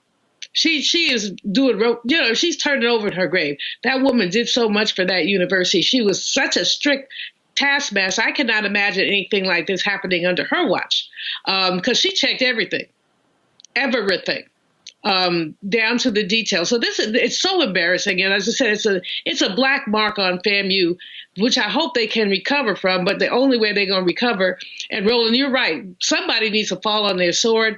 But people need their jobs, I guess. But this is one where I screwed up. I'm out of here. That's one of those. Yeah, I just simply, come on. I mean, they organized a call with media. Y'all go to the Tallahassee Democratic story. During Monday's call, Jerome explained how his journey of building up his wealth over time started with a landscaping and property management business that he owned before selling it in 2016. He then launched an investment company called Batterson Southeast Capital Group from 2007 to 2020 before shifting to hydroponic farming of plants with Batterson Farms Corporation, which was established in 2021. Y'all, here's what's crazy. In April 2023, Texas-based TV station KAMC reported that Jerome, said to be the youngest African-American hemp producer in Texas, bought 114 acres of land with 7 warehouses with the goal of hiring 600 people and building the largest commercial hydroponic site in West Texas. Jerome said he currently has only a few full-time administrative employees, but about 7,000 indirect and contract employees that he expects to grow to a little bit over 10,000 by the end of the year. He said he has about 2,500 plants per acre, but he declined to share its annual revenue or net worth. Here's, again, this is real basic for me, and I said this last week, Renita, Derek, and Julian. If I'm Florida A&M and somebody trying to give me $237 million in stocks, we're gonna have a meeting at your offices. Mm-hmm. We're gonna fly out to meet with you. Mm-hmm. I need to see your company. I need to see. Oh, that land, he brought a TV crew with him. that land is still available. He never bought it. This is what I'm talking about. And in this same article, the Texas Hemp Organization, the largest, I gotta find it in here. I forgot the guy's name, but the guys with the largest, he represents. So if you are the most prominent black hemp producer, and you own all this here, how is it that the group that actually oversees all Texas hemp farmers ain't never heard of you? I'm sorry, y'all. This is, at the end of the day, heads gotta roll. And it can't be one. If the board chair knew, board chair gotta go. And the board gotta fire the president. And whoever they install as a new president, he got to fire at least 5, 6, 7, 8, 10 people. I know that might gut the leadership of Florida A&M. But y'all, this is a massive screw up. Massive. They had already outlined how they gonna spend the money. Oh, $100 million going to athletics, and we got money. Y'all, this thing detail how they gonna spend this. Oh my Lord. The dean of the business school, she talked about, we done had the stocks for a month. The stocks are in this. If anybody came to me right now and said, Roland, I'm gonna give you 1,000 shares in my company and the shares are worth $15.85, I'm gonna go, what company? Where you located? What business do you do? We're gonna sign non-disclosure agreements. You're gonna have to provide me financials. Y'all, this is unbelievable. I'm just gonna end on this note. The board of trustees meets y'all on Wednesday. We're gonna see what they decide. Yeah, this is awful. I'm gonna deal with the UNC Chapel Hill stuff tomorrow, the whole DEI stuff. Hell, I got Julian, Renita, Derek. I'm just I gotta take a break. I just gotta go in and get me some water. Because I spent time this weekend thinking about this here, and I just could not wrap my head. Y'all, I ain't lying. I could not wrap my head around how this even got to an announcement and let the man give a commencement speech. And somebody sent me a note, literally on the phone call. Stroud said on that Zoom last week, doing their research, quote, she found some sketchy stuff, unquote. And the president said, yeah, let's still move forward. We'll let him get a commencement speech. If I was Larry Johnson, I wouldn't even Google it. I would say, wait a minute, his company's in Texas? Let me call Roland Martin. Because if this company is in Texas, there's one person that knows all of Texas. And if I don't know, and if I don't know him, I'm gonna call a group of folk who I know in Austin. Y'all ever heard? Do y'all know how many times that's happened before? Somebody has called me, hey Roland, so and so say he's a big businessman in Houston. I ain't never heard of him. Let me call some folk. Hey man, ain't nobody heard of this dude in Houston. Nobody. Right. Buyer beware. That happens all the time. You know what, Roland? The only blessing up in here is that the white folks don't pay attention to black folks. So this is not on the front page of the New York. Oh no. Because it's the kind of thing. No, it's made Politico, the New York Times. It's made all of them. And look, I don't care about white folks. I don't care about white media. It's made out front. And it's been an embarrassment to the school. I can't trust you making a decision down the road if you couldn't sniff out this fraud. And this was an easy one to sniff out. This wasn't even hard. He ain't got no real business. Imagine if you got a real company. He didn't even have a real company. Y'all, I can't. All right. Julian, Derek, Renita, I appreciate y'all being, but ooh, Lord, yeah. I got to go. Thank y'all for being on the show. Fanbase is pioneering a new era of social media for the creator economy.